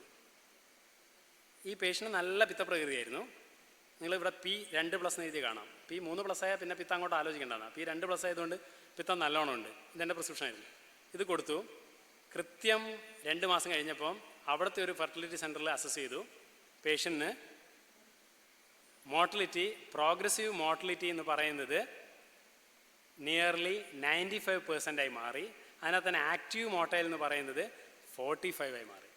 മെഡിസിൻ വാസ് ഗിവൻ മഹാദിക്താം കഷായം. മഹാദിക്താം കഷായവും മഹാദിക്താം ഘൃതവും. കഷായം ഭയങ്കര ശോഷണം വരും തോന്നുകയാണ്, കഷായം കൊടുക്കണ്ട, ഘൃതം കൊടുത്താൽ മതി, പേഷ്യൻ്റ് മേധസ് കൂടുതലില്ലെങ്കിൽ. മഹാദിക്താം ഘൃതത്തിൽ നല്ലോണം ആമലകി രസമുണ്ട്. ആ ആമലകി രസം വളരെ വണ്ടർഫുൾ ആയിട്ടുള്ളൊരു ഡ്രഗാണ്. മഹാദിക്താം ഘൃതം, മഹാദിക്താം കഷായം, ബൃഹത്യാദി കഷായമൊക്കെ ഞാൻ നല്ലോണം യൂസ് ചെയ്യാറുണ്ട്. പ്രത്യേകിച്ചും പിത്തപ്രകൃതിയായിട്ടുള്ള ഇൻഫെർട്ടിലിറ്റി നല്ല രസം കിട്ടാറുണ്ട്. ശമന സ്നേഹപാനം അരിവശാലയിൽ നിന്ന് PK വാര്യർ സാറ് കൃത്യമായിട്ട് ഇന്ദുവാന്തം നെയ്യ്, ദാടിമാതി നെയ്യ്, ഈ 2 സാധനങ്ങൾ ശമന സ്നേഹപാനമായിട്ട് കൊടുക്കാറുണ്ട്. നല്ല റിസൾട്ടും കാണാറുണ്ട്. ഇന്ദുകാന്തം ഘൃതം ഒരു വണ്ടർഫുൾ രസായനമാണ്. രസഗതമായിട്ട് ജീർണമായിട്ട് ദോഷമിരിക്കുമ്പോൾ, സാമാവസ്ഥ ദൂഷീവിഷം പോലെ നിലനിൽക്കുമ്പോൾ ഇന്ദുകാന്തം വണ്ടർഫുൾ ഓപ്ഷനാണ്. ഇമ്യൂണോ മോഡുലേറ്റർ എന്നൊക്കെ നമുക്ക് വ്യാഖ്യാനിക്കാൻ പറ്റുമെങ്കിലും രസധാത്വഗ്നിമാന്ദ്യത്തെ കറക്റ്റ് ചെയ്യാൻ വളരെ നല്ല ഓപ്ഷനാണ്. ഫീമെയിലിൽ ദാടിമാദ്യം. പഞ്ചകർമ്മ ചികിത്സ, ക്ലാസിക്കൽ ചികിത്സ കൃത്യമായി ചെയ്യേണ്ടതാണ്. ഉത്തരവസ്ഥി നമ്മൾ പണ്ട് ധാരാളം ചെയ്യാറുണ്ടായിരുന്നു. എൻ്റെ ഒരു എക്സ്പീരിയൻസ് എന്താ വെച്ചാൽ, ഉത്തരവസ്ഥയുള്ള പേഷ്യൻറ്റിൽ ചെയ്യുന്ന പേഷ്യൻറ്റിൽ ഇൻഫെർട്ടിലിറ്റിയിൽ പ്രത്യേകിച്ച് ഒരു ഔട്ട്കമ്മും ഇല്ല എന്നാണ് ഞാൻ മനസ്സിലാക്കിയത്. നമ്മൾ ചെയ്ത പല പേഷ്യൻറ്റും ഇൻഫെർട്ടിലിറ്റിയിൽ മെയിൽ ഉത്തരവസ്ഥി, ക്ലാസിക്കൽ ഇൻട്രാപിനൈൽ ഉത്തരവസ്ഥയിൽ ഒരു റിസൾട്ടും കിട്ടിയിട്ടില്ല. പൊതുവേ ഞാൻ അന്വേഷിച്ചിടത്തോളം പലരും നല്ല റിസൾട്ട് പറഞ്ഞിട്ടില്ല. പക്ഷേ സെക്ഷൽ ഡിസ്ഫങ്ഷനിലും പ്രിമാച്ചുർ ഇജാക്കുലേഷനിലും ക്രോണിക് പ്രോസ്റ്റൈറ്റിസിലും അതുപോലെ ബിനൈൻ പ്രോസ്റ്റേറ്റിക് ഹൈപ്പർട്രോഫിയിലും ഒക്കെ റിസൾട്ട് കിട്ടാറുണ്ട്.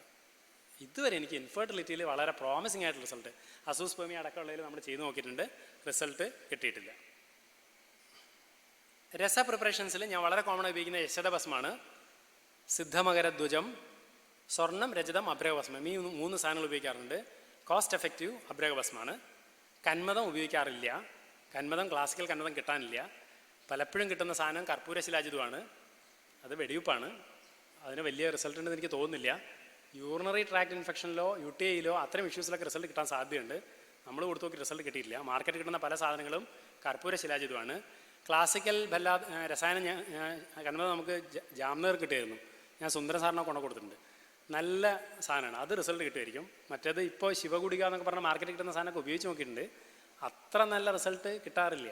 പല കമ്പനികളും ശിവഗുളിക ലേഹ്യം പോലെയൊക്കെ ഇപ്പോൾ ഇറക്കുന്നുണ്ട്. ശിലാജിതു ഒരു പ്രോബ്ലമാണ്. പിന്നെ ഈ കുങ്കുമം, ഇതൊക്കെ പല പ്രിപ്പറേഷനിലും ചേർന്നിട്ട് വില കൂടുന്നുണ്ടെങ്കിലും ഗുണമില്ലാന്ന് എൻ്റെ അഭിപ്രായം. രസ പ്രിപ്പറേഷനിൽ നാരദീയ ലക്ഷ്മി വിലാസ രസം നല്ല പയോസ്പെർമിയുള്ള കേസിൽ റിസൾട്ട് ഉണ്ട്. പിത്തപ്രകൃതിയുള്ള ആൾക്കാർക്ക് ലഘുസൂതശേഖര രസം അല്ലെങ്കിൽ സൂതശേഖര രസം നന്നായി റിസൾട്ട് കിട്ടാറുണ്ട്. സാധാരണഗതിയിൽ വെരിക്കോസ് ഉള്ള പേഷ്യൻറ്റിൽ നിത്യാനന്ദ രസം റിസൾട്ട് കിട്ടാറുണ്ട്. പിത്തപ്രകൃതി വിത്ത് അസ്ഥിക്ഷയത്തിൻ്റെ സിംറ്റംസ് കൂടെ കാണുന്നുണ്ടെങ്കിൽ പ്രവാളഭസ്മം, മുക്താഭിഷ്ടി, ഗോതന്തി ഭസ്മമൊക്കെ റിസൾട്ട് കിട്ടാറുണ്ട്. Diabetic peripheral neuropathy, diabetic importance, chronic diabetic, seminal qualities abnormal എന്നൊക്കെ പറഞ്ഞു കഴിഞ്ഞാൽ വസന്തകുസുമാര രസമാണ് ഞാൻ ക്ലാസിക്കലായിട്ട് അഡോപ്റ്റ് ചെയ്യാറുള്ളത്. റിസൾട്ട് കിട്ടാറുണ്ട്. സ്വർണ്ണയുക്ത സിദ്ധമകരധ്വജവും റിസൾട്ട് കിട്ടാറുണ്ട്. ചരകത്തിലെ ദശേമാനികളിൽ സ്തന്യജനന രസായനം, സ്തന്യജനന ദശേമാനി, ജീവനീയ ഗണമൊന്നും മാർക്കറ്റ് കിട്ടില്ല. കിട്ടുന്ന സാധനം വീരണശാലി, ശക്ഷി, ഇഷ്ടുവാല, ദർഭകാശ, കുശേക്ഷന്ദ്രുക എന്ന് പറയുന്ന സാധനമാണ്. ഇത് സ്തന്യജന രസായനവും പാടാമഹൌഷധ സുരതാരമുസ്ത എന്ന് പറയുന്ന സ്തന്യശോധന രസായനവും ശുക്രജനനത്തിനും ശുക്രശോധനത്തിനും കൊടുക്കാറുണ്ട്, റിസൾട്ട് കിട്ടാറുണ്ട്. ശുക്രശോധനം വേണമെന്നുണ്ടെങ്കിൽ സ്തന്യശോധനം കൊടുത്താൽ മതി. രണ്ടും ഒരു സാധനം തന്നെയാണ് അല്ലേ. രസാത് സ്തന്യം സ്ത്രീയോ, ആ കാലഘട്ടത്തിൽ ഒരു ഹോർമോൺ ഇൻഫ്ലുവൻസ് കൊണ്ട് രസത്തിൽ നിന്ന് സ്ത്രീകളിൽ സ്തന്യം ഉണ്ടായി പോകുന്നേ ഉള്ളൂ. ഹോർമോൺ ഇൻഫ്ലുവൻസ് ഇല്ലെങ്കിൽ പുരുഷന്മാരിൽ രസത്തിൽ നിന്ന് ശുക്രം ഉണ്ടാവും, യാതൊരു സംശയമില്ല. ശുക്രജനക ഗണം എന്ന് പറയുന്ന സാധനവും ശുക്രശോധക ഗണവും അത്ര എളുപ്പമല്ല കിട്ടാൻ. കഡ്ഫലം എന്ന് പറയുന്ന സാധനം ഉപയോഗിച്ചിട്ട് ചില സ്റ്റഡി നടന്നിരുന്നു. അത് റിസൾട്ട് ഉണ്ട്, പക്ഷേ മരുന്ന് കിട്ടാൻ ബുദ്ധിമുട്ടാണ്. ബല്യഗണം എഫക്റ്റീവാണ്. ബല്യഗണം എന്ന് പറഞ്ഞാൽ വിതാരിഗന്ധാദി സുശ്രുതൻ്റെ. അംഗമർദ്ദ പ്രശമന ഗണം എഫക്റ്റീവാണ്. ജീവനീയ ഗണം എഫക്റ്റീവാണ്. ബ്രഹ്മണീയ ഗണം എഫക്റ്റീവാണ്. ആമലകി വണ്ടർഫുള്ളാണ്. സിംഗിൾ ഡ്രഗായിട്ടും ഡയറ്റായിട്ടും ഒക്കെ പ്രാക്ടീസ് ചെയ്യാം. ഉപ്പ് മാത്രം ചേർക്കരുത്. നമ്മുടെ ആകെയുള്ള പ്രശ്നം എന്താ? ആമലകിയിൽ ഉപ്പാണ് ഇല്ലാത്തത്, നമ്മളത് കഴിക്കുന്ന ഉപ്പിലിട്ടേ കഴിക്കുള്ളൂ. ആചാര്യൻ അതിൽ ചേർക്കാത്തൊരു സാധനം ഉപ്പാണ്. ഉപ്പൊഴികെയുള്ള പഞ്ചരസ ലവണ വർജിത എന്ന് പറഞ്ഞാലും നമ്മൾ ലവണട്ടേ കഴിക്കുള്ളൂ. ക്ലിയർ? നലി കഴിക്കണ്ട, അലി കഴിക്കണ്ട സാർ, ഉപ്പിലിട്ട് കഴിക്കേണ്ടതെന്ന് പറയും. ക്ലിയർ? അതാണ് പ്രശ്നം. തിപ്പലി നല്ല ബയോ അവൈലബിലിറ്റി ഏജൻ്റാണ്. എല്ലാ പൊടികളും കൊടുക്കും. അതിനകത്ത് ഒരു 25 ഗ്രാം തിപ്പലി ചേർക്കുന്നതല്ലാന്ന് എനിക്ക് അഭിപ്രായം. കാരണം തിപ്പലി ഡോസ് കൂടിയാൽ ഷണ്ടത്തുണ്ടാക്കുമെങ്കിൽ ഡോസ് കുറഞ്ഞാൽ അത് അവനവിടെ എത്തിക്കും. ഡോസ് കുറഞ്ഞാൽ എന്തെത്തിക്കും? ഈ മരുന്നിനെ അവിടെ എത്തിക്കും. ടെസ്റ്റിസ് വരെ എത്തിക്കണമെങ്കിൽ പിപ്പലി വേണം, അത് നിർബന്ധം. അത് ഓർത്തിരിക്കണം. ക്ലിയർ? ഗുഡൂജി നല്ല ഡ്രഗാണ്, എസ്പെഷ്യലി നമ്മൾ ഇമ്മ്യൂണോളജിക്കൽ പ്രോബ്ലം ഉണ്ടെങ്കിൽ. കോകിലാക്ഷം ഞാൻ നേരത്തെ പറഞ്ഞ വിസ്കോസിറ്റി കുറഞ്ഞ കേസിൽ, എമൗണ്ട് കുറഞ്ഞ കേസിൽ കോകിലാക്ഷത്തിൻ്റെ ബീജമാണ് കൊടുക്കേണ്ടത്. കോകിലാക്ഷം ബീജം എടുത്ത് നല്ല വൃത്തിയായിട്ട് വെള്ള ന്യൂസ് പേപ്പറിൽ പരത്തി വെച്ച് മണ്ണും പൊടിയൊക്കെ മാറ്റി വായിലിട്ട് ചവച്ച് തിന്നണം. ചവച്ച് തിന്നാൽ ബബിളികം ചവയ്ക്കുമ്പോൾ തോന്നും. വെള്ളത്തിൽ തൊടരുത്, കൊഴുത്തു പോവും, കട്ടയായി പോവും. വെള്ളം തൊട്ട് കഴിഞ്ഞാൽ പറ്റില്ല. ശർക്കര കൂട്ടി ചവച്ച് തിന്നാൽ മതി, യാതൊരു പ്രശ്നമില്ല, കഴിക്കാൻ പറ്റും. അശ്വഗന്ധ എഫക്റ്റീവാണ്. Better to avoid in low sperm count. Motility കുറഞ്ഞ കണ്ടീഷൻസിലും ഈ സെക്ഷൽ ഡിസ്ഫങ്ഷൻ അസോസിയേറ്റഡ് കണ്ടീഷനിലും ഒക്കെ അശ്വഗന്ധ കൊടുക്കാൻ എൻ്റെ അഭിപ്രായം. പക്ഷേ കൗണ്ട് തീരെ കുറഞ്ഞ അശ്വഗന്ധ കൊടുക്കരുതെന്നാണ് എൻ്റെ ഒപ്പീനിയൻ. നമുക്കത് റിസൾട്ട് കിട്ടാറില്ല. വെളുത്തുള്ളി വണ്ടർഫുള്ളാണ്. ഞാൻ നേരത്തെ പറഞ്ഞ പിത്തപ്രകൃതിക്ക് പകരം ആൾ കഫപ്രകൃതിയാണെങ്കിൽ ഞാൻ കൊടുക്കാറുള്ളത് ലശുനവും ഹണി പ്ലസ് ഗാർലിക്കാണ്. ഗാർലിക് ഹണി എന്ന് പറയുന്ന സാധനമാണ്. വളരെ നല്ല റിസൾട്ടാണ്. പേഷ്യൻ്റ് ബേസിക് ലെവലിൽ ചേഞ്ച് വന്നു തുടങ്ങും. വൃഷ്യമാണ്. ശിലാജി ഞാൻ പറഞ്ഞു. ശതാവരി വണ്ടർഫുൾ ഡ്രഗാണ്. About to conclude.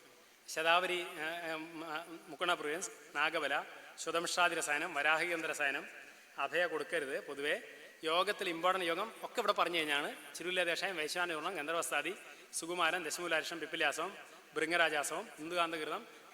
ഭൃംഗരാജം കുറച്ചുകൂടി ഫീമെയിലാണ് റിസൾട്ട് കിട്ടുക. ഇന്ദുകാന്തം, ദാഡിമാതി, മഹാദിക്തം, ജീവന്ത്യാദി, അമൃതപ്രാശം, അമൃതവല്ലാതകം, നാരസിംഹ രസായനം, കുഷ്മാൻ രസായനം. ഇപ്പം നിങ്ങൾക്ക് ഇതിനകത്ത് മനസ്സിലാവുണ്ടാവും. തീക്ഷ്ണത്ത് തുടങ്ങി കേവല ബ്രഹ്മണത്തിലേക്കാണ് പോകുന്നത് കേട്ടോ. ഇന്ദുകാന്തം, ദാഡിമാതി, മഹാദിക്തം, ജീവന്ത്യാദി, അമൃതപ്രാശം, അങ്ങനെ ആ ലൈനിൽ പിടിച്ചാൽ മതി. കല്യാണകൃതം വണ്ടർഫുൾ. ഒരു എത്തും പിടിക്കിട്ടില്ല എന്നില്ല, ഒരു സാധനം ഉപയോഗിച്ചിട്ടും കിട്ടുന്നില്ല. എന്നാൽ പാണ്ഡു കണ്ടു വിഷയ ശോഷേ മോഹേ മേഹേ ജ്വരേ ഗരേ അരേദസി അൽപരജസി ദൈവ ഉപഗതജേതസി അമേദസി സ്കലദ്വാജി സ്മൃതികാമേ അല്പഭാവകെ ബല്യം മംഗല്യം ആയുഷ്യം കാന്തി സൗഭാഗ്യപുഷ്ടിത കല്യാണവിധം സർപ്പി ശ്രേഷ്ഠ പുംസം അന്വേഷിച്ച ശ്ലോകം ചൊല്ലാൻ കൃത്യമായിട്ട് കൊടുത്താൽ റിസൾട്ട് കിട്ടും. ഞാനൊരു പേഷ്യൻ്റ്, ഉമ്മ ടീച്ചർ മെൻഷൻ ചെയ്യുന്നു, ഒരു പേഷ്യൻ്റ് നമ്മൾ മെയിൽ ഇൻഫെർട്ടിലും ഫീമെയിൽ ഇൻഫെർട്ടിലും രസായന പ്രയോഗം ശമന സ്നേഹപ്രയോഗമായിട്ട് 25 ml നെയ്യ് കൊടുത്തു. അപർണയാണ്, പെരുന്നവണ്ണ അപർണയാണ് സ്റ്റഡി നടത്തിയത്. അപർണയ്ക്ക് ഭയങ്കര ഇൻഹിബിഷനായിരുന്നു. സാറേ ഒരേ നെയ്യ് 2 പേഷ്യൻറ്റിൽ 25 ml വെച്ച് 30 ദിവസം കൊളസ്ട്രോളൊക്കെ കൂടി എന്ത് ചെയ്യുന്നൊക്കെ പറഞ്ഞാൽ തുടങ്ങിയത്. ഒരു ഡയഗ്നോസ്റ്റിക് സ്പെസിഫിക്കേഷനും ഇല്ലാതെ സ്ട്രെസ് ഇൻ ഇൻഫെർട്ടിലിറ്റി എന്ന് പറഞ്ഞാൽ ട്രീറ്റ് ചെയ്തത്. സ്ട്രെസ് സ്കെയിൽ വെച്ചിട്ട് അതിൽ 3 പേഷ്യൻ്റ് കൺസീവ് ചെയ്തു. നമുക്കൊരു ഡയഗ്നോസ് ഉണ്ടായിരുന്നില്ല.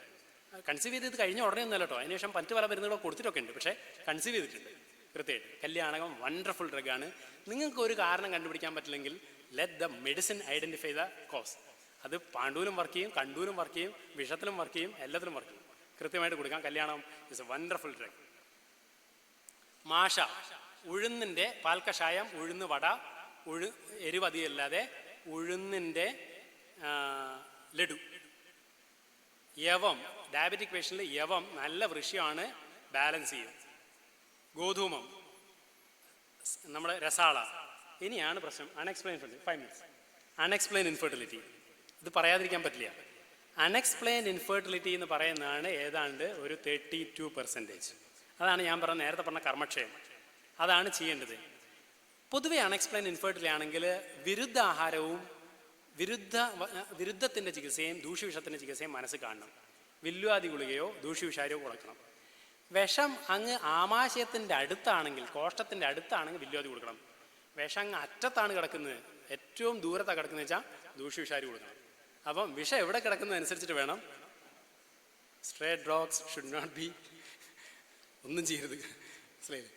അപ്പം വിരുദ്ധ ആഹാരമാണെങ്കിൽ, ഈ വിഷം ഇരിക്കുന്നത് കോഷ്ടത്തിന് അടുത്താണെങ്കിൽ വില്വാദി കൊടുക്കണം. ഏറ്റവും ഡിസ്റ്റൻറ്റ് മോസ്റ്റ് വിരുദ്ധമാണെങ്കിൽ ദൂഷ്യവിഷാരി കൊടുക്കണം. അജീർണവും വിഷവും കൂടെ ഉണ്ടെങ്കിൽ വില്വാദി കൊടുക്കണം. അല്ലെങ്കിൽ ദേവോപാസന ചികിത്സ വളരെ യൂസ്ഫുള്ളാണ്. ഞാൻ പലപ്പോഴും പേഷ്യനോട് പറയാറുണ്ട്, ഒരു എത്തുംപിടിയും കിട്ടാത്തപ്പോഴും അല്ലെങ്കിൽ ഫ്രഷായി ട്രീറ്റ്മെൻറ്റ് സ്റ്റാർട്ട് ചെയ്യുമ്പോഴേക്കും നമ്മൾ പലപ്പോഴും നിങ്ങൾ ജ്യോതിസിനെ പോയി കണ്ടോളൂ, അവർ പറഞ്ഞ് ചെയ്തോളൂ എന്നൊക്കെ പറയാറുണ്ട്. ഉണ്ണികൃഷ്ണൻ മനസ്സിൽ കളിക്കുമ്പോൾ ഉണ്ണികൾ മറ്റെന്തിന് മക്കളായി എന്നുള്ള ശ്ലോകമൊക്കെ പേഷ്യനോട് പറഞ്ഞു കൊടുക്കാറുണ്ട്. ഇതൊക്കെ പറഞ്ഞു കൊടുത്തു കഴിഞ്ഞാൽ പേഷ്യൻ്റ് സമാധാനം തൽക്കാലത്തേക്ക് അത് വളരെ റിസൾട്ട് തരും, യാതൊരു സംശയമില്ലാത്ത കാര്യമാണ്. എങ്കിലും ഇൻഫെർട്ടിലിറ്റി പേഷ്യൻറ്റിനെ ട്രീറ്റ് ചെയ്യാന്ന് പറഞ്ഞാൽ വലിയ തലവേദനയാണ്, വളരെ വലിയ തലവേദനയാണ്. ഈ സൈക്ലിക്കൽ റോളർ കോസ്റ്റർ, ഒരു പ്രാവശ്യം മരുന്ന് കഴിച്ചു, എക്സ്പെക്റ്റിംഗ് നെക്സ്റ്റ് മെൻസ്ട്രുവൽ സൈക്കിൾ, ഒരു ദിവസം വൈകുന്നേരം ഉണ്ടാകാവുന്ന ഒരു ഹൈറ്റൻഡ് ഇമോഷൻ, ഒറ്റ ദിവസം ബ്ലീഡിങ് ഉണ്ടാകുമ്പോഴുള്ള പെട്ടെന്ന് പടുകുഴിയിലേക്കുള്ളൊരു വീഴ്ച, ഇതൊക്കെ ഭീകരമാണ്. ഇത് നമ്മൾ സമചിത്തതയോടെ കാണാൻ പറ്റണം, അത് വളരെ പ്രധാനമാണ്. അതുകൊണ്ട് ഈ റോളർ കോസ്റ്റ് കാണണം. പ്രോഗ്നോസിസ് വളരെ കെയർഫുള്ളായി ചെയ്യണം. പേഷ്യൻ്റ് സൂയിസൈഡൽ ടെൻഡൻസി ഡെവലപ്പ് ചെയ്യാൻ വളരെ എളുപ്പമാണ്. ലോങ് ടേം ഇൻഫെർട്ടിലിറ്റി ഡീൽ ചെയ്യുന്ന പേഷ്യൻ്റ്, അവരെ കൂടെ ശ്രദ്ധിക്കണം. അതുകൊണ്ട് I would like to conclude here. I am very happy to be here. Thank you very much for inviting me. Thank you for a very patient listening. Thank you. Here is a question. What are the causes for rise in FSH level in males and how this condition can be managed? ഞാൻ പറഞ്ഞു, FSHൻ്റെ കാര്യം ഞാൻ പറഞ്ഞു. FSH ഒരു 12ൻ്റെ മുകളിൽ പോയാൽ പൊതുവേ ഞാൻ പേഷ്യനോട് നോ എന്ന് പറഞ്ഞിട്ട് നെഗോഷിയേറ്റ് ചെയ്ത് ട്രീറ്റ് ചെയ്യാറുള്ളൂ. അങ്ങനെയാണ് എൻ്റെ ഒരു ലൈൻ ഓഫ് മാനേജ്മെൻറ്റ്. FSH കൂടിയ കേസിൽ എനിക്ക് വളരെ അപൂർവമായിട്ട് റിസൾട്ട് കിട്ടുള്ളൂ. FSH കുറഞ്ഞ കേസിൽ അസൂസ്പെർമിയയിലൊക്കെ റിസൾട്ട് കിട്ടിയിട്ടുണ്ട്. FSH കൂടുന്നതിൻ്റെ കാരണം എന്താണെന്ന് ചോദിച്ചാൽ അത് പ്രൈമറി ടെസ്റ്റിക്കുലാർ ഫെയിലിയർ ആണ്. ശരിക്കും ടെസ്റ്റിസ് റെസ്പോണ്ടില്ല. അത് പലപ്പോഴും ഒരു വളരെ പാസ്റ്റ് ഇൻസിഡൻറ്റ് ഓഫ് ട്രോമയോ ഇൻഫെക്ഷനോ അല്ലെങ്കിൽ ജനറ്റിക് മേക്കപ്പോ അല്ലെങ്കിൽ കണ്ടിന്യൂസ് എക്സ്പോഷർ ടു ഹോട്ടോ ഒക്കെ വന്നിട്ട് ഈ ടെസ്റ്റുകാർ ടിഷ്യൂ നശിച്ചു പോകുന്നതായിരിക്കും. പൊതുവേ റിസൾട്ട് കുറവാണ്. FSH കുറയ്ക്കാൻ എന്തെങ്കിലും ഡ്രഗ് ഉണ്ടോ എന്ന് വെച്ചാൽ I don't have an answer. ഞാൻ അങ്ങനെ ചെയ്യാറില്ല, അങ്ങനെ ചെയ്യാൻ പറ്റാറില്ല. Is there any relation between thyroid and infertility, both in male and female? Definitely. യാതൊരു സംശയമില്ല. ഹൈപ്പോതൈറോയിഡിസം പൊതുവേ മെയിലിൽ അങ്ങനെ അഫക്റ്റ് ചെയ്യില്ല, ഫീമെയിലിൽ വളരെ കോമൺ കോസാണ്. പലപ്പോഴും PCOSൻ്റെ ഒരു പാർട്ട് ആൻഡ് പാർസലായിരിക്കും ഹൈപ്പോതൈറോയിഡിസം. അത് വരണാതി കാഞ്ചനാരോഗ്യമൊക്കെ മാഡം പറയും കുറച്ച് കഴിഞ്ഞാൽ. അങ്ങനെയുള്ള ലൈൻ ഓഫ് ട്രീറ്റ്മെൻറ്റിൽ ചെയ്ത് കഴിഞ്ഞാൽ കൃത്യമായിട്ട് റെസ്പോണ്ട് ചെയ്യും. മെയിലിൽ പൊതുവേ അത്ര പ്രശ്നം ഉണ്ടാവാറില്ല. മെയിലിൽ ഉണ്ടായിക്കഴിഞ്ഞാൽ ഞാൻ പൊതുവേ TSH കൂടിയ പേഷ്യൻറ്റിൽ ഒരു 10ൻ്റെ മുകളിലൊക്കെ ആണെങ്കിൽ അവരോട് എൽട്രോക്സിൻ കണ്ടിന്യൂ ചെയ്യാൻ പറയുക ചെയ്യുക, നിർത്താറില്ല. പിന്നെ അവർ വളരെ എക്സ്ക്ലൂസീവായിട്ട് അവർക്ക് അലോപ്പതി തന്നെ ആയുർവേദം തന്നെ വേണമെന്നൊക്കെ പറഞ്ഞാൽ നമ്മൾ ചെയ്ത് നോക്കാറുണ്ട്. പൊതുവേ അത് ചെയ്തുകൊണ്ട് ആയുർവേദം മരുന്ന് ചെയ്തുകൊണ്ട് കുഴപ്പമൊന്നുണ്ടെന്ന് എനിക്ക് തോന്നുന്നില്ല. അതിൽ മുഴുവൻ നിർത്തിയിട്ട് പിന്നെ വീണ്ടും TSH പിടിക്കാൻ വേണ്ടിയിട്ട് വലിയ മെനക്കെടൊക്കെ നടത്താൻ അങ്ങനെയുള്ള പരിപാടികളൊന്നും പ്രാക്ടിക്കലായി ചെയ്യാറില്ല. വളരെ എക്സ്ക്ലൂസീവായിട്ട് പേഷ്യൻ്റ് അല്ല ഞങ്ങൾക്ക് കൃത്യമായി മോഡേൺ നിർത്തണം, അല്ലെങ്കിൽ മോഡേൺ സ്റ്റാർട്ട് ചെയ്തിട്ടില്ല, ആദ്യമായിട്ട് 15 എന്നൊക്കെ പറഞ്ഞാൽ. കഴിഞ്ഞ ദിവസം നമ്മുടെ OP-യിൽ ഒരു പേഷ്യൻ്റ് ഉണ്ടായിരുന്നു, കൃത്യമായിട്ട് 15 വന്നൊരു പേഷ്യൻറ്റ്, വരണാദിയൊക്കെ കൊടുത്തിട്ട് പെട്ടെന്ന് റെസ്പോണ്ട് ചെയ്യും, അങ്ങനെയുള്ള പേഷ്യൻ്റ്. പക്ഷേ ഒരു പ്രാവശ്യം എൽട്രോക്സിൻ സ്റ്റാർട്ട് ചെയ്ത് കഴിഞ്ഞാൽ നിർത്തിയാൽ പെട്ടെന്ന് ഷൂട്ട് ചെയ്യുന്നതാണ് എൻ്റെ ഒരു എക്സ്പീരിയൻസ്. അതുകൊണ്ട് എന്തായാലും ഇൻഫ്ലുവൻസ് ഉണ്ട്, മെയിലിൽ അത്രത്തോളം ഇൻഫ്ലുവൻസ് ഇല്ല. പ്രഗ്നൻ്റ് ആയ സ്ത്രീകളിൽ ഇപ്പോൾ കോമണായി കണ്ടുവരുന്ന ഒന്നാണ് 2 മാസം ആകുമ്പോഴത്തേക്ക് കുട്ടിക്ക് വളർച്ചയില്ല എന്ന കാരണം കൊണ്ട് അലോപ്പതി ഡോക്ടേഴ്സ് അബോർഷൻ ചെയ്യുന്നു. ഇതിനുള്ള കാരണം, വളർച്ച കുറയാനുള്ള കാരണം ശോകോപവാസ രൂക്ഷാതി രഥവാ യോനി അതിസ്രവാദ് ഗർഭോ നശ്യതി വാദേന എന്നാണ്. ശോകം, ഉപവാസം, രൂക്ഷം. പണ്ട് ഗർഭിണിയായി കഴിഞ്ഞാൽ പെൺകുട്ടികൾക്ക് നല്ലോണം റെസ്റ്റും നല്ല മനസ്സമാധാനമൊക്കെ കൊടുക്കുമായിരുന്നു. ഇപ്പോൾ ഗർഭിണി ആയാലും നമ്മൾ പ്രൊമോഷന് വേണ്ടിയിട്ടുള്ള ഓട്ടമാണല്ലോ. അതുകൊണ്ട് നമുക്ക് അതാണ് കറക്റ്റ് ചെയ്യേണ്ടത്. ഫുഡ് കൃത്യമായി കൊടുക്കണം, നല്ല റെസ്റ്റ് കൊടുക്കണം, നല്ലോണം സപ്പോർട്ട് ചെയ്യണം, കഴിയുന്ന സൗമ്യഭാവങ്ങൾ വെച്ച് ട്രീറ്റ് ചെയ്യണം. ഇനീഷ്യലി തന്നെ നെയ്യ് കൊടുത്തു തുടങ്ങണം എന്നൊക്കെയാണ് എൻ്റെ അഭിപ്രായം. മാഡം പറയുമായിരിക്കും, അത് മാഡത്തിൻ്റെ ഒരു ഏരിയ ആണത്. അതുകൊണ്ട് കമ്പാരിറ്റീവ്ലി ഒരു കണ്ടീഷനുണ്ട്, റിക്കറൻറ്റ് ഫീറ്റൽ വേസ്റ്റേജ് എന്ന് പറയുന്ന ഒരു കണ്ടീഷനുണ്ട്. അത് കുറച്ച് മെനക്കെട്ടുള്ള സാധനമാണ്. അതിനകത്തൊരു ഇൻട്രൻസിക്കായിട്ട് ഈ ഫീറ്റസിനെ പുറന്തള്ളാൻ ഒരു ഗർഭാശയത്തിൻ്റെ ടെൻഡൻസി ഉണ്ട്. അത്തരം പേഷ്യൻറ്റിൽ പുത്രഗ്നിയുടെ ലൈനിലൊക്കെ ട്രീറ്റ് ചെയ്യണം, അഡ്മിറ്റ് ചെയ്ത് ശോധന ചികിത്സയൊക്കെ ചെയ്യണം എന്നാണ് പറയാം. അല്ലാതെ ഇന്ന് കണ്ടുവരുന്ന പല സാധനങ്ങളും ഒരു USG ഗൈഡറായിട്ട് ചെയ്യുന്നതിൽ ഒരു 60% റൈറ്റും 40% അസംഷനാണെന്നാണ് എൻ്റെ അഭിപ്രായം. I am not competent enough to comment about it. പക്ഷേ പൊതുവേ ബ്രഹ്മണ ചികിത്സകൾ ചെയ്തുകൊണ്ടേയിരിക്കണം. അങ്ങനെ ഉണ്ടായിക്കഴിഞ്ഞാൽ അടുത്ത പ്രാവശ്യം പേഷ്യൻ്റ് നല്ലോണം ബ്രഹ്മണ ചികിത്സ, വാദം കൊണ്ട് തന്നെയാണത് ഉണ്ടാകുന്നത്. ശോകം, ഉപവാസം, രൂക്ഷാദികളൊക്കെ ഉപേക്ഷിക്കണം. അത് വളരെ പ്രധാനമാണ്. Thank you very much. Thank you sir.